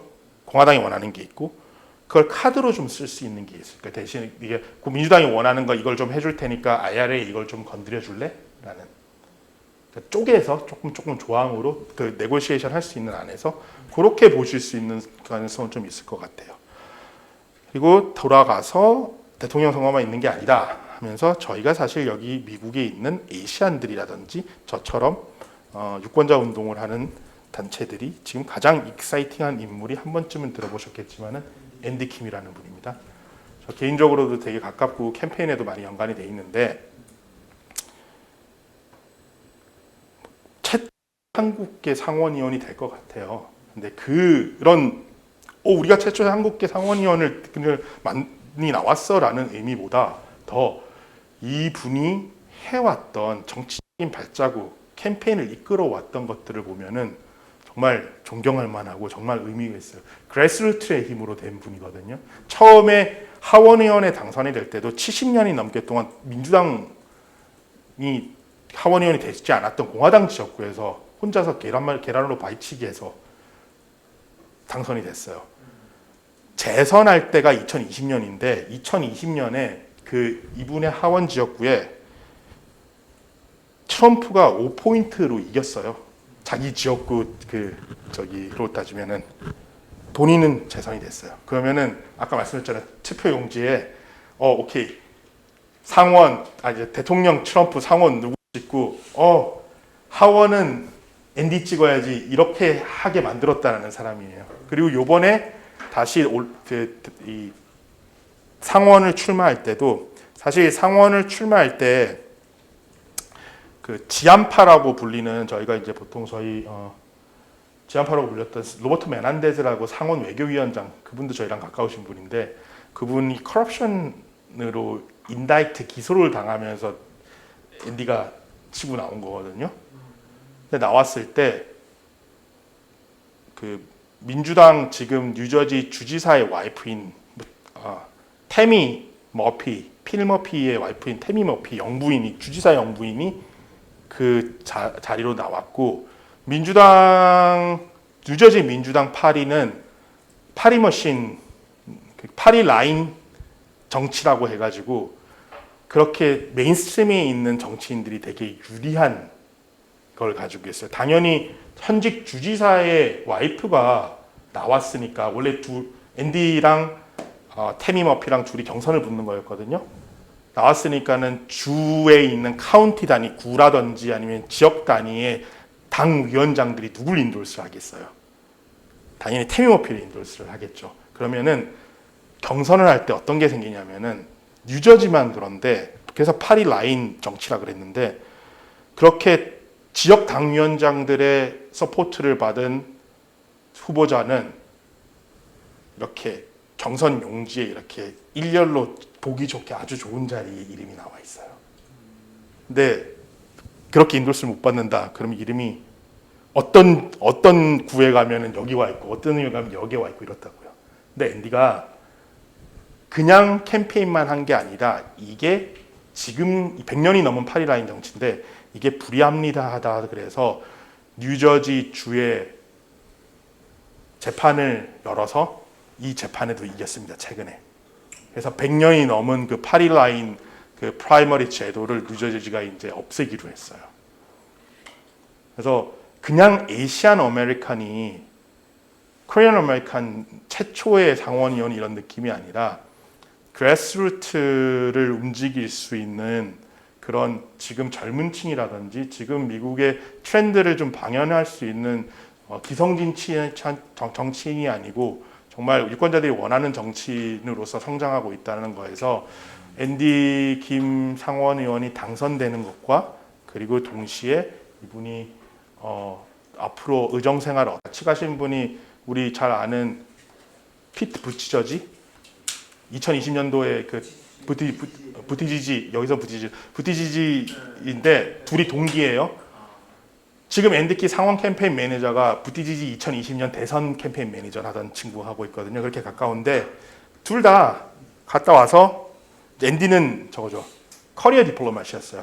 그러니까 국무부 외교관으로서 네? 변호사 아니고 국무부 외교관으로서 주로 했던 일이 아프간 사령관 어드바이즈 해주고 오바마 때는 NSC에 백악관 NSC에 이라크 국장으로도 있었고요. 그러니까 우리가 흔히 아는 수전 라이스, 토니 블링컨 이런 사람들 국무부 출신의 관료들이 본인의 실제 보스이기도 했고, 그러니까 여러 가지로 봤을 때 정치를 할 수 있는 이렇게 표현하기 좀 그렇긴 하지만 전 정치인으로서는 엘리트 코스를 밟은 사람이기도 해요. 네. 직업 외교관을 하다가 출마하신 거군요. 네, 근데 직업 외교관으로서 했던 게 주로 뭐 이라크라든지 아프간이라든지 또 이제 군 문제에 대한 것도 국가 안보에 대한 것들을 많이 했기 때문에 그래서 지금 앤디 의원이 하원에서 있는 커미티가 본인이 있는 커미티가 한국은 그 상임위를 번갈아 가지만은 미국은 상임위를 한 번 어사인 받으면 거의 그대로 가잖아요. 자기 전문성대로 가는 거거든요. 그래서 하원 Foreign Affair 그 외교위에 있고 그리고 Armed Service 군사위에 있어요. 그렇게 하고 있습니다. 그래서 상원을 가도 Foreign Affair나 Armed Service에서 할 가능성이 많이 있고요. 이렇게 해서 제가 준비한 강연은 마치도록 하고요. 혹시 질문이 있으시면은 편하게 말씀해 주시면은 이제 질의응답을 좀 하실 수 있는 시간을 갖고. 네. 저도 정확하게 근데 그때 비밀투표 비밀투표가 아닌 게 의미가 없는 게 아까 말씀드린 대의원들이 모여가지고 경선하는 것도 그냥 앉아가지고 다 보이는 데서 아레나에서 5만 명이 보는 데서 메인주의 투표 결과를 말씀을 드립니다. 우리는 누구 몇 명에서 누가 몇 명 가져갔습니다. 이런 식이거든요. 이 아까 그 선거인단 투표도 538명이 모여서 그 자리에서 하는 건데 기본적으로 아까 말씀드렸지만 이미 선거 결과는 알아요. 그죠? 그 주에 누가 54명의 아니면 몇 명의 선거인단을 가져가는지는 11월 5일 결과로 나왔잖아요. 그러니까 선거인단이 가서 하는 역할은 그걸 그대로 기명해서 내는 것밖에 역할이 없기 때문에 가끔 이제 그거를 한두 명 정도가 자기 재료로 트는 게 있는데 제가 알기로는 누가 틀었는지를 다 알기 때문에 비밀 투표가 되지는 않는 것 같아요. 왜냐면 그게 그럴 수밖에 없는 게 그대로 투표를 해야 되는 사람들인데 그렇게 안 했기 때문에. 근데 헌법적으로는 그대로 투표하라고 안 했을 경우에 처벌하는 건 없어요. 주마다 달라요. 주마다 조금 다르고 그런데 그냥 그 당에서 선거인단을 올해 누가 할 거냐 하니까 공식적으로는 대의원도 그렇고 누가 대의원 할래 그래서 어플리케이션을 받거든요. 그럼 이제 제가 나 하고 싶어요 이렇게 하면은 그 당에서 너 가라 그때 좀 다를 수도 있고 그런데 우리가 이제 계속 생각하는 게 선거인단을 선출하는 방식도 그렇고 누가 될 건지는 사실 크게 의미는 없어요. 그 개인은 의미가 있을 수 있어요. 그 자격을 받아서 그 절차를 다 하니까 그러니까 열성 당원이라든지 그 당 안에 있는 사람은 나 요번에 대의원으로 컨벤션에 가서 앉아 있어라는 게 하고 싶어 하는 게 있겠죠. 선거인단도 마찬가지고. 근데 밖에서 봤을 때는 그 사람들은 그냥 전체적인 선거 결과를 형식적으로 절차를 진행해 주는 그런 분들이기 때문에 사실 그 뽑는 방식이나 어떻게 투표하는지는 사실 이렇게 사람들이 많이 관심을 안 가지는 편이기도 하고요. 주별로 그게 좀 달라요. 주별로 예를 들면 저는 뉴욕주에서 살았고 지금 버지니아주에 사는데 뉴욕주 같은 경우에는 경찰이 무슨 일이 있어서 출동을 한다 하더라도 사람들한테 이민 신분을 못 물어보게 돼 있어요. 뉴욕주는. 근데 다른 주는 또 달라요. 그러니까 미국은 주별로 다른 나라로 생각하시면 되지만 근데 아이스는 주 소속이 아니라 홈랜드 세큐리티 국토안보부 소속이에요. 그러니까 이게 충돌할 가능성이 있죠. 근데 페더럴 가버먼트에서 이걸 강하게 밀어붙인다. 그래서 주법이랑 어긋난다. 아니면 지금 내가 사는 동네랑 어긋난다. 그래서 그럼 어떻게 할까요? 둘이 수를 할까요? 이게 법적인 이야기인 거지 실제적으로는 그렇게 해가지고 데려가고 그래서 이미 트럼프 때도 불신 검문을 통해서 추방을 했거든요. 그래서 sanctuary city라 그래서 그러니까 피난처가 되는 시리들 뭐 뉴욕 시리는 우리가 그런 걸 하지 않겠다 보호하겠다. 만약에 아이스가 온다 하더라도 자기들이 프로텍트를 해주겠다. 뭐 이렇게 하는 게 있는데 그렇다 하더라도 그런 도시를 하더라도 아이스의 인원들이 거기 가서 잡아서 와서 연방 차원에서 디포테이션을 시켜버린다 그러면은 그걸 막을 수 있는 방법이 별로 없죠. 결국 집안 싸움으로 해서 그러면은 아이스 그 요원이랑 뉴욕 폴리스랑 거기서 총격전을 할 수 있는 것도 아니고 그러니까 그런 면에서 이해를 하시면 되고 아까 잠깐 제가 갑자기 말씀드렸는데 그 네브라스카랑 메인이랑은 그런 거예요. 그러니까 선거 결과에 따라서 누가 더 투표를 많이 받았냐에 따라 상원 2명은 무조건 가져가는데 그러면 네브라스카 메인이 3명인가 메인이 5명인가 그리고 그 하원 의원이 그리고 네브라스카가 3명인가 그런데 제가 하원 의원 플러스 상원 의원이라 그랬잖아요. 선거인단은 그러면은 하원 의원 그 지역구별로 누가 이겼냐에 따라서 선거인단을 배분을 해요.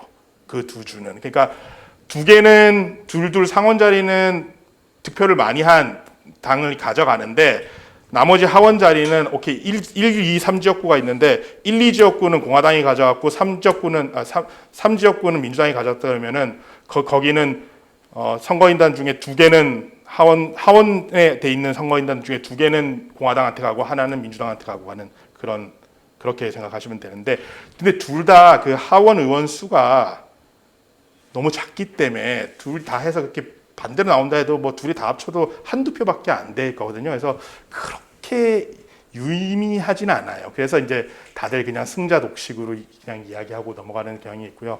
아까 그러면 저희 진짜 입장에서는 첫 번째는 그러니까 저희랑 무슨 협업을 하거나 아니면 저희한테 어떤 미국의 현안을 이렇게 그러니까 한국과의 이런 걸 가져오시는 분들이 있으시고 실제로 전통적으로 일을 해왔던 것도 있는데 대부분의 어떤 첫 번째 이제 조금 저희들 프러스트레이션 할 때가 뭐가 있냐면은 우리가 한국계 미국인이라고 해서 한국의 입장을 대변해야 된다라고만 생각하시는 경우들이 되게 많아요.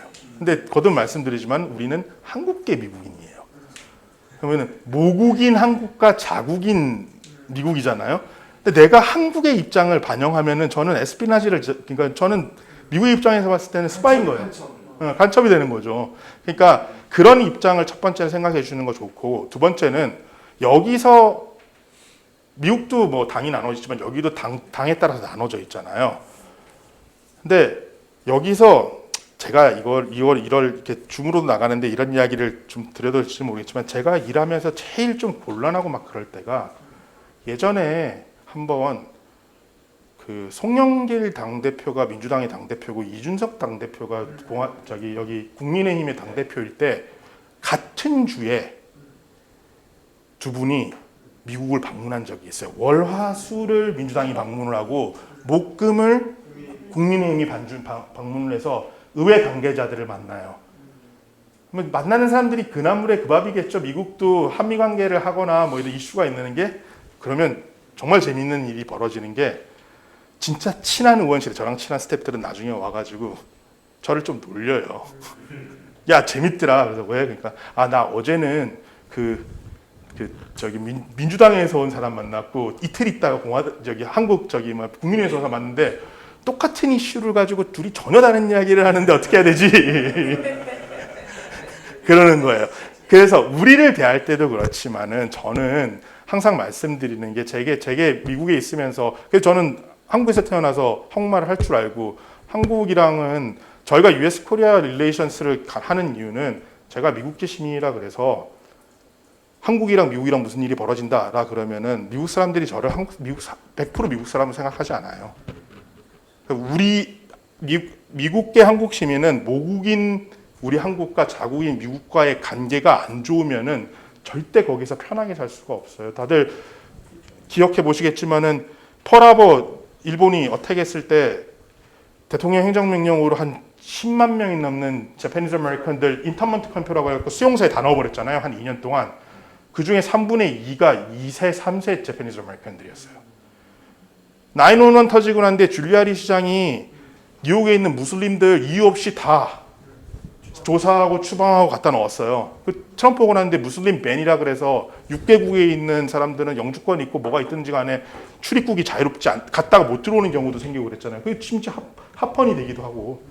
그렇기 때문에 저희는 한국과 미국의 관계가 되게 중요한데 우리를 다룰 때도 그렇고 한국에서 미국을 다룰 때도 안에서 싸우는 건 싸우는 거지만은 외교적인 정책이나 미국과의 정책은 양 당이 장기적인 안목으로 그 폴리시를 좀 한 목소리를 낼 수 있으면 좋지 않을까라는 생각을 너무 많이 해요.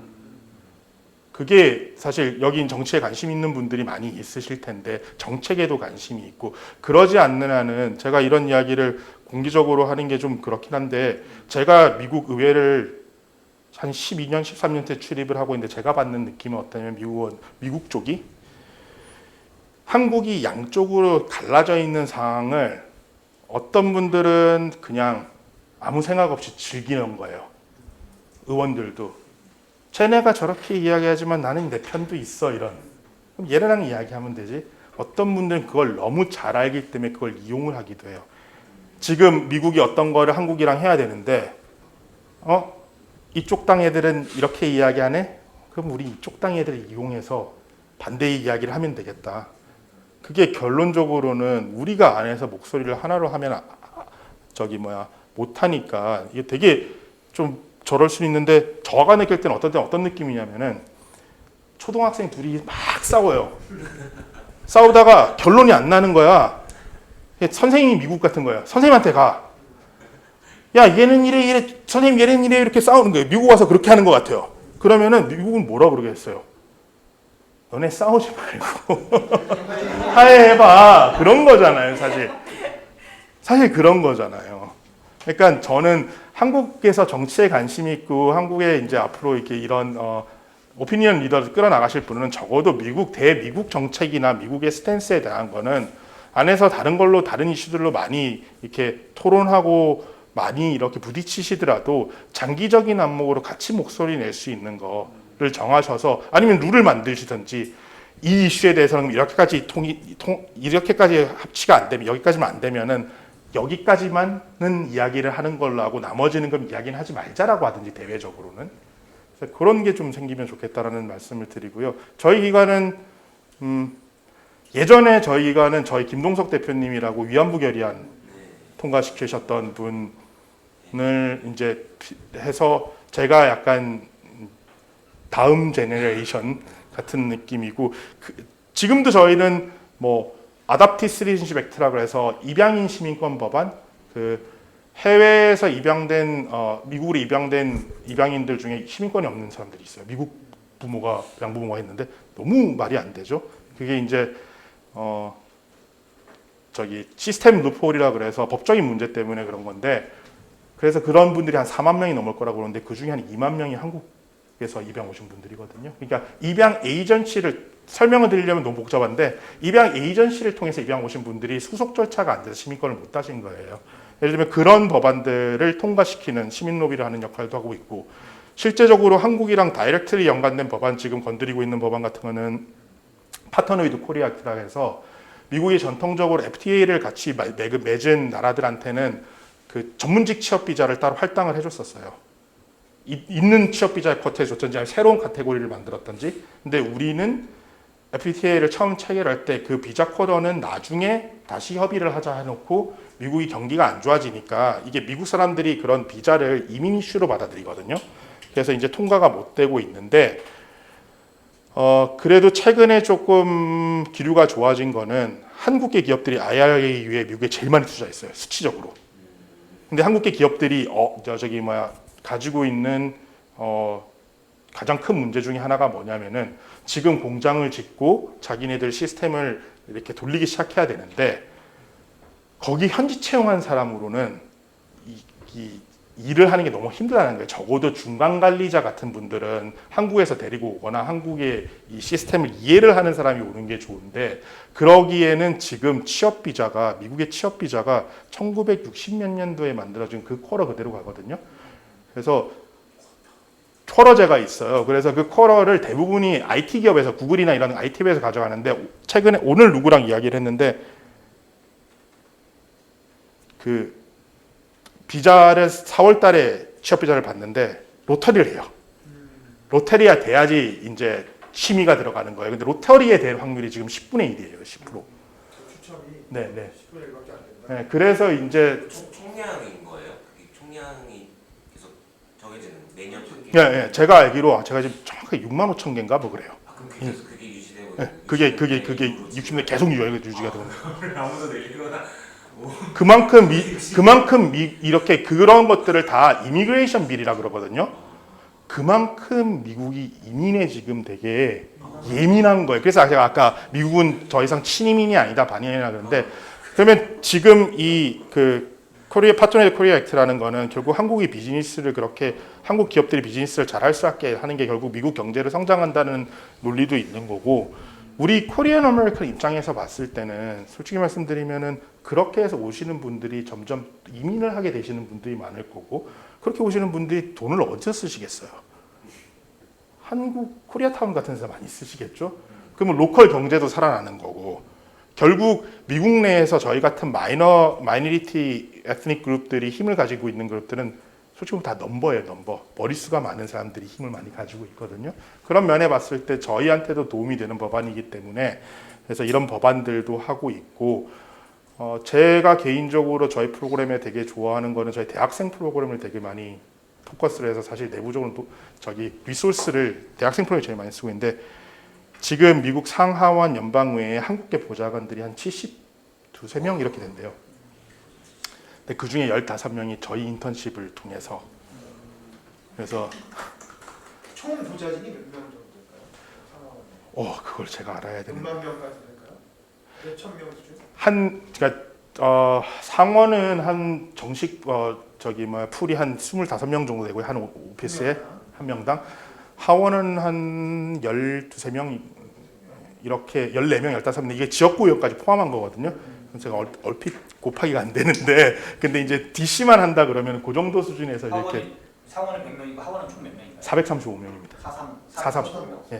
435명은 그 지역구 여기랑 똑같아요. 근데 지역구 인구가 70만 명에서 75만 명 정도 사이라고 보시면 돼요. 그래서 한 명씩 뽑는다. 근데 그 안에 유권자는 또 한 35만 명 정도 생각하시면 될 것 같아요. 그래서 그렇게 이제 이민 커뮤니티가 전통적으로 그랬거든요. 공부 열심히 해서 의사 되라, 로이어 되라, 약사 되라 이렇게 했지 퍼블릭 섹터에는 포커스를 하지 않았었어요. 근데 저희 기관은 이제는 우리가 이런 퍼블릭 섹터에도 코리안 아메리칸들이 리더가 될 필요가 있다라고 생각해서 그렇게 연방의회라든지 연방 그 정부에 한인들 젊은 세대들이 전문직으로 이렇게 진출할 수 있는 기회를 제공하려고 저희가 되게 많이 노력하고 있고 그 중에 제일 이제 저희 트레이드마크 같은 프로그램이 Congressional Fellowship이라고 해서 매해 여름에 전국에 있는 대학생들, 코리안 아메리칸 대학생들 저희가 뽑아서 저희가 그 친구들을 여름 썸머 인턴으로 연방의회 의사당의 의원실에 이제 저희가 보내는 거예요. 많을 때는 한 10명, 작아도 5, 6명 매해 그렇게 되는데 그 출신이 풀타임 보좌관이 된 게 지금 한 15명 이렇게 됐다라는 건데 그것도 의미가 있는 게 거기도 똑같아요. 그 보좌관, 그러니까 인턴, 대학생 인턴십을 다 하고 싶어 하죠. 그리고 주로 의원들이 가까운 후원자의 자녀라든지 그러니까 그거를 저희가 저희 포션으로 하나씩 세큐어하는 것도 상당한 노력이 필요한 건데 그게 좀 자리를 잡아가고 있어서 제가 장담드리는 건 지금 세대 코리안 아메리칸 20대 10대는 당연하고 20대 중반의 코리안 아메리칸들은 예전에 저 세대의 코리안 아메리칸들이랑 좀 다른 것 같아요. 저 세대의 코리안 아메리칸들은 7, 80년대 부모님들이 이민을 와서 힘들게 키우면서 이렇게 아이덴티티를 교육할 기회도 별로 없었고 아이덴티티를 교육을 받는다 하더라도 서바이빙의 문제였어요. 한국인이라는 게 그렇게 자랑스럽지 않을 테니까. 근데 요즘 코리안 아메리칸들 젊은 보좌관들 저희 펠로우십에 오는 친구들을 보면은 이 친구들은 거기서 태어났는데 한국말을 되게 잘해요. 그거는 이제 뭐 한국의 동포 정책도 좋은 것도 있는데 이렇게 뭐 이렇게 그것도 있고 한국 학교도 한국에서 많이 이렇게 코리안 스쿨도 많이 서포트해 주는 것도 있고 문화도 당연히 있는 거죠. 그리고 이 친구들은 우리끼리 그냥 이야기하는 게 야, 아시아인은 어쩔 수 없어. 그러면 어디서 왔다고 이야기할래? 그러면은 요즘에는 한국이 나쁘지가 않아요. 왜냐면 다들 K-드라마, K-팝, 심지어 트레이더조에서 김밥 그렇게 팔려나가는 거 보시죠.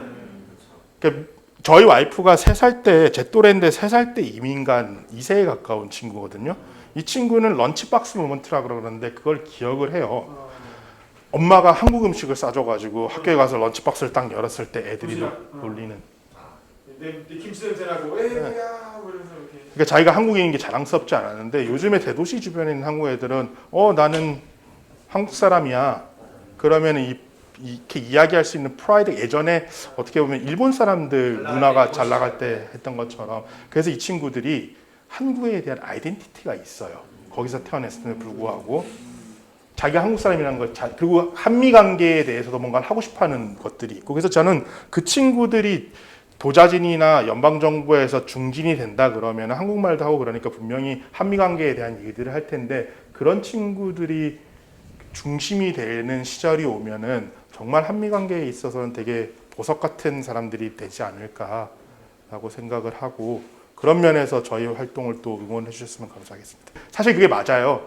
그러니까 제가 지표가 좋다고 이야기를 드리는 거는 유권자들이 실제로 미국 시민들이 느끼는 경제 체감 경제는 좋지는 않은 건 정말 사실이에요. 근데 그런데 지표가 어쨌든 계속 좋게 나오니까는 이제 바이든 쪽에서는 익스큐즈를 할 수 있는 게 있고 트럼프도 결정적인 한 방이 없는 거예요.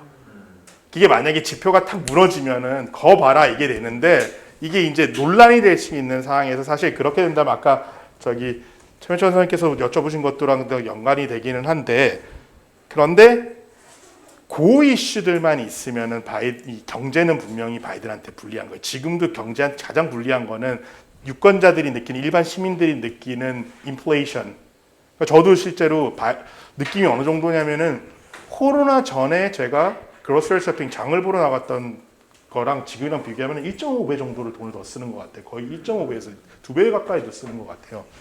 그게 있는데 다른 리스크 팩터들이 너무 많이 있는 거예요. 그 경제가 절대적인 건데 그 절대적인 경제를 조금 덮을 만한 사법 리스크라든지 어보션 이슈라든지 그런 것들이 다 더해져서 이게 대답했을 때 저는 바이든이라고 봐요. 근데 바이든이라 보는 거는 아까 그 캠페인의 펀디멘탈이라고 말씀드렸는데 캠페인의 펀디멘탈적으로 봤을 때 지금 트럼프가 바이든 대통령한테 앞서는 건 아무것도 없어요. 그냥 경제에 대해서 사람들이 가지고 있는 불만 그거 하나 정도 말고는 선거 자금, 시간, 심지어 인력 지금 트럼프 캠페인이 주목할 만한 걸 못 보이는 것도 뭐가 있냐면은 캠페인 머니가 없으니까는 능력 있는 애들을 데려다가 못 쓰고 있어요. 근데 그러니까 2016년, 2022년 제가 지난번에 그러니까 안병진 교수님이 본인의 희망을 조금 담으셨다라는 것처럼 저를 좀 아시는 분들도 송 총장의 희망이 좀 들어간 게 아니냐 그러는데 저 2016년도에는 저희 대표님이랑 같이 트럼프가 된다 그랬었거든요. 그때 맞추셨군요. 그때는 소수 의견을 맞추셨네요. 그때는 트럼프가 그 인프라스트럭처를 다 가지고 있었어요. 캠페인에. 전당대회 이후로 공화당이 하나로 딱 뭉쳤단 말이에요. 그리고 트럼프 일기 기억해 보세요. 어른 3인방이라고 하는 사람들 다 들어왔죠. 거기 처음에 일기에 그 세크리터리 장관급으로 왔던 핵심 오피니언 리더들은 다 존경받는 리퍼블리컨 사람들이었어요. 그죠? 근데 지금 트럼프를 보세요. 2020년에 현직이었으니까 당연히 아직 그 인력들이나 그 리소스들 다 가지고 있었고요. 지금 캠페인이나 지금 트럼프 다음에 당선될 사람들을 생각을 한번 해보세요. 그러니까 당선됐을 경우에 트럼프가 기용하겠다고 이야기하는 사람들의 인재 풀을 한번 생각을 해보세요. 잘 모르지. 거기까지. 그러니까 그러면은 그저께인가 지난주에 바이든 대통령이 백악관 출입 기자들과 열람한찬을 해요. 그 열람한찬에서 나와서 제일 처음에 했던 이야기가 농담으로 했던 이야기가 운 좋게도 나의 부통령은 나를 인돌스했어요라고 이야기했어요. 기사 봤습니다. 네. 2023년에 트럼프가 다시 재선에 도전한다는 이야기가 나오고 여름쯤에 MSNBC에서 트럼프 1기 내각에 있었던 장관들 40몇 명인가를 대상으로 설문조사를 했는데 트럼프를 인돌스한 그 트럼프가 임명한 장관이 4명밖에 없었어요. 펜스 부통령은요? 펜스 부통령은 지금 아주 있었잖아요. 색채까지 까는 거. 극렬한 트럼프가 되면 안 된다고 지금 이야기하는 사람들은 네. 거기다가 존 볼튼처럼 메파 같은 사람들 그 마크 에스퍼 국방부 장관 이런 예전에 트럼프랑 같이 전 대통령이 일했던 분들도 지금 그렇게 하지 않게 있고 지금 또 하나 생각해 보면은 지금 아까 저기 봤을 때 이 스토리 타임라인을 봤을 때 바이든 지금 트럼프 대통령이 해야 되는 후보자가 해야 되는 가장 큰 일 중에 하나가 뭐냐면은 부통령 지명이에요. 누가 돼도 지금 아까 트럼프 전 대통령이 선거를 이기려면 중도층을 끌어안아야 되는데 중도층을 끌어안으려고 중도층 능력 있는 부통령을 후보자를 데리고 온다 할 사람도 없어요. 왜냐하면 트럼프도 2년짜리 대통령이에요. 2026년 중간선거 지나고 나면은 끝이라고요. 그 팀들이 다시 감옥을 갈 수도 있어요. 2026년도에 만약에 블루웨이브가 있다고 치면은. 그러니까 2년짜리 대통령이니까 자기가 공화당 내에서 잘 나가겠다고 생각하는 사람들은 안 나. 니키 헤일리도 안 가죠. 근데 그런 사람들이 만약에 간다 하더라도 또 다른 문제가 있어요. 마가 그룹이 그걸 받아줄까요? 무슨 그룹이요? 마가 그룹, 트럼프의 강성 지지층 그룹이 그쵸 받아줄까요? 안 받아줄 거거든요. 그러니까 그런 트럼프는 지금 여러 가지 면에서 캠페인 펀디멘털도 그렇고 인프라스트럭처가 2010년, 2020년에 비해서는 너무 약하기 때문에 반면에 바이든은 늙고 힘없다라는 것 빼고는 민주당은 하나로 딱 뭉쳐 있어요 지금. 바이든을 대통령을 시키겠다라는 거에 아무도 이견이 없잖아요. 심지어 밖에서 찔렀잖아요. 그래서 바이든이 늙어서 안 된다. 제3의 뭐 다른 후보자를 이야기하자 그러는데 당의 중심 세력들이 거기에 동조를 아무도 안 했잖아요. 그러니까 바이든이 유리한 건 뭐냐면 민주당의 모든 인프라스트럭처를 가지고 지금 투표를 하는 거예요. 캠페인을 하고 있고 선거를 하고 있는 거니까 그런 면으로 봤을 때 저는 바이든이 좀 유리하다고 보고 있고요. 유튜브가 적은 게 역시 핵심인 거네요. 그렇죠. 여전히 저희 단체 대표시고요. 근데 거의 종신대표. 네, 저희가 김동석 대표님이 위안부 결의안을 통과시킬 때는 저희가 뉴욕 뉴저지에 있었어요. 저는 그때는 아직 합류 안 할 유학생 신분이었고 제가 합류를 하고 2014년부터 저희가 DC를 더 많이 하게 되면서 저희 헤드쿼터를 DC로 옮겨요. 그래서 저도 사실은 뉴욕 뉴저지에 시작을 해서 2017년에 DC로 이사를 왔고 저희 사무실은 DC에서 운영이 되고 아직 저희가 뉴저지에 사무실을 가지고 있는데 대표님은 거기 계시고 대표님의 지금 주 역할은 전국을 다니시면서 펀드레이징을 하시는 역할을 해요. 미국 전국을 다니시면서 펀드레이징을 하는 역할을 하고 계십니다. 뭐에 대한 뭐를 위한 펀드입니까? 저희 기관 단체를 그래서 대표님은 여전히 활동적으로 그걸 하고 계신다고 그러니까 좀 활발히 하고 계신다고 근황을 말씀드리고요. 한인들이 정말 재밌어요. 그러니까 1세대들 그러니까 이제 이민 첫 세대들 분들은 성공하신 분들의 공화당 성향이 더 많으세요. 왜냐면 공화당에서 나왔잖아요. 그 밸류가 생각을 해보시면은 저랑 친한 공화당 스태프들이 공화당 의원들이 가끔씩 이야기하는 게 지금 2세대나 젊은 친구들 민주당이 많이 쏠려 있어요. 근데 한국 정치 영향을 받은 측면이 좀 강하다고 봐야 되나요? 그거보다는 마이너리티이기 때문에. 그러니까 1세대들은 그러니까 저랑 친한 분들이 이제 공화당 친구들이 농담하는 게 그거거든요. 야, 너네는 민주당 젊은 애들이 민주당만 한다 그러면서 내가 한인 사회를 좀 알고 보면은 니네는 공화당이랑 너무 가까워. 교회 잘 나가지. 패밀리 개인의 자유 뭐 이런 건. 근데 왜 니네는 그냥 색깔만 마이너리티라고 니네는 민주당이야 이런 이야기를 하거든요. 근데 이제 제가 개인적으로 생각하는 면은 1세대 분들은 일단은 미국이 기회를 줬고 성공하신 분들은 그래서 아메리칸 드림을 이루셨잖아요. 그 아메리칸 드림을 이루는 과정들은 공화당에서 이야기하는 그런 자유, 경제의 자유 이런 것들도 많고 이렇기 때문에 패밀리 중심 이런 것 때문에 그런 면도 있는 반면에 1세대 분들은 대부분 성공하셨지만은 미국 사람들이랑 경쟁하지 않았어요. 서비스 프로바이더였지. 네, 아니 뭘 사업을 하시더라도 미국 사람을 내가 서비스를 주는 사람으로 대했지 경쟁을 하지 않았다고요. 근데 저희 와이프나 2세대들은 영어도 되고 교육도 받으니까 회사에 들어가서 어디 가서 미국 애들이랑 경쟁을 하는 거예요. 경쟁을 하다 보면 내가 내 얼굴색 때문에 아시아인이라는 그것 때문에 가지는 한계, 우리 그 밤부슬링이라 하고 그라슬링이라 하고 유리천장 아니면 밤부슬링이라 그러거든요. 그거를 이제 느끼게 되는 경우들이 민주당의 아무의 가치가 diversity, inclusiveness 뭐 이런 것들이기 때문에 포용성 이런 거기 때문에 민주당 쪽으로 타는 경향이 많다고 치고요. 그 모든 거에도 불구하고 1세대 분들은 정말 신기한 게 한인 후보자가 나오시면 다 후원해 주세요. 진짜 좋으신 분들. 제가 실명을 거론할 수는 없는데 제가 이게 그러니까 제 개인적으로 단체가 하는 게 아니에요. 제 개인적으로 제가 지금 들어가면은 5월 13일 날에는 저희 대표님이랑 들어보셨겠지만 얼바인에 있는 영킴 의원, 지금 하원 외교위 인태소위 위원장 하신 영킴 의원 펀드레이징이 있거든요. 네? 그 주 목요일 16일에는 앤디 펀드레이징을 또 해요. 근데 거기에 저처럼 이렇게 그러니까 저는 후원자분들도 그 두 분들을 자기 당이나 상관없이 한국 사람이니까 해주시는 분도 많고, 그리고 이게 또 되게 정말 신기한 게 영킴 의원님도 그런 이야기를 하세요 저한테.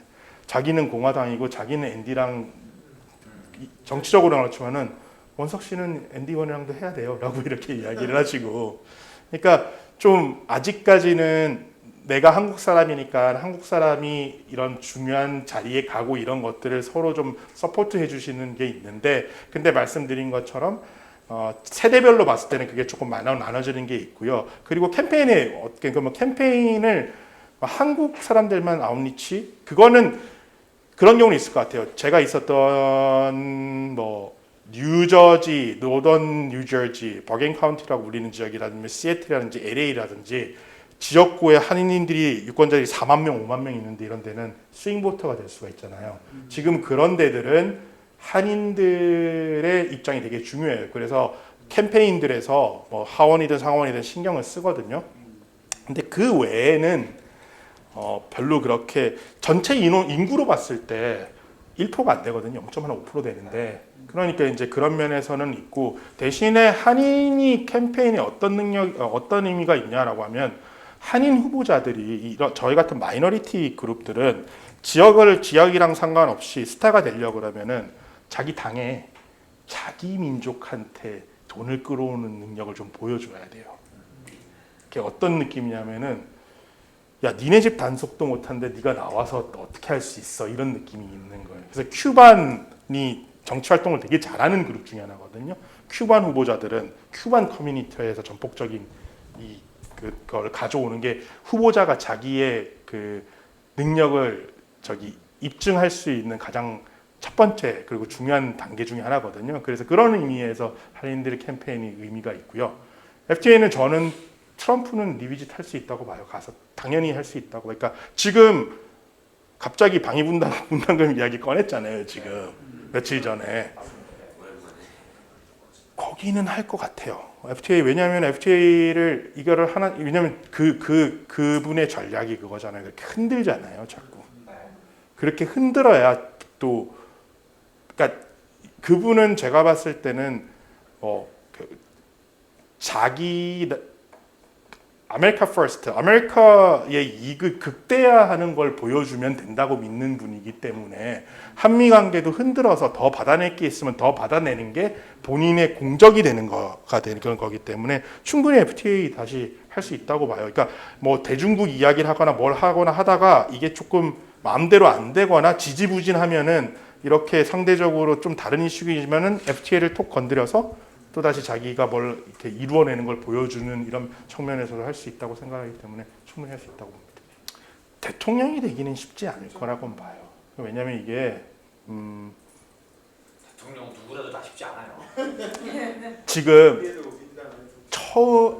아직 여성 대통령은 못 만들었잖아요. 지금 어떤 게 있냐면요, 블랙이 대통령이 처음 됐잖아요. 오바마가. 이제 히스패닉이 먼저냐, 여성이 먼저냐, 이런 지금 논의들이 있어요. 이게 차례가 있어요. 이게 너무 그런데 미국을 정말 잘 이해하려면 미국의 인종 갈등을 이해를 하시면 미국이 보이는 면이 진짜 있거든요. 우리가 제 말이 그냥 제 개인적인 거라고 생각하고 그러니까 제가 공식적으로 이렇게 딱 다 맞다고 할 수는 없지만 제가 이해한 미국은 그래요. 공화당에 쉽게 가면은 저 같은 사람이 생각보다 빨리 픽업 될 수 있어요. 근데 대신에 거기서 잘하는 건 힘들어요. 근데 민주당은 거기 가서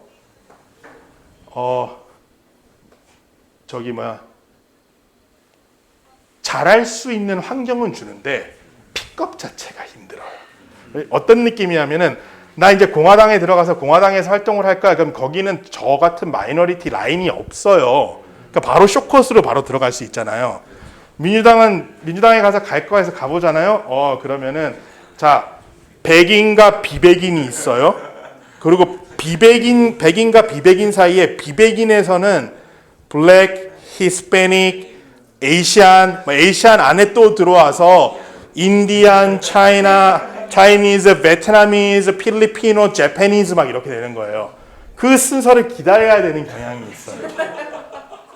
근데 앤디가 왜 그렇게 성장을 할 수 있었을까? 앤디가 뉴욕이나 LA나 뭐 이렇게 대도시 주변에 그 민주당이 유리한 지역구에 나왔으면은 앤디 선거 민주당에서 후원 못 받았을 거예요. 앤디가 본인이 자란 지역 뉴저지 3지역구라는 게 험지 정도가 아니라 잠깐만 75년인가 70년이 넘는 시간 동안 공화당이 계속 됐던 지역이에요. 앤디 대선될 때도 똑같은 지역의 투표자들이 5%가 트럼프 5%가 이겼다 그랬잖아요. 대구구만 대구 한국에서. 네, 뭐 대구 제 느낌엔 대구보다 더 경북 산골 지역.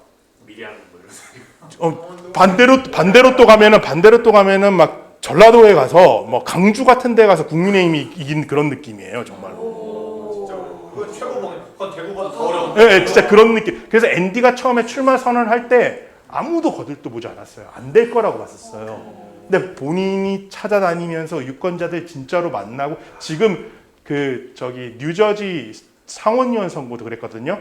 태미 저기 머피가 나오면은 안 될 거다. 그 아까 말한 선거 제도나 그 파리 라인 그 추세 때문에. 근데 앤디가 시골 다 찾아다니면서 모든 사람 찾아다니면서 그렇게 선거 운동을 한 거예요. 인생 갈아먹겠군요 완전. 그렇죠. 그래서 그런 의미가 있는데 그래서 앤디가 됐긴 하지만은 그래도 이 다시 대통령으로 온다고 치면은 이게 지금 이게 판이 어떠냐면요. 뭐 저는 이런 이야기 하는 거 되게 재밌어 하는데 제 친구랑 미국에 있는 가까운 그 민주당에 있는 공직자랑 앤디가 포린 어페어 상원 가서도 외교일을 갈 수 있을까? 근데 그러면은 상원에 같은 주에 있는 코리 부커가 외교에 있으니까 못 갈 거야. 근데 크리스 쿤이 그 같은 델라웨어 그 상원의원인데 바이든이랑 같이 했던 사람이거든요. 민주당인데 국무부 장관으로 갈 가능성이 많다 그래요. 그러면 크리스 쿤이라는 사람이 어디 있냐면 어프로프레이트 세출위원회에 있거든요.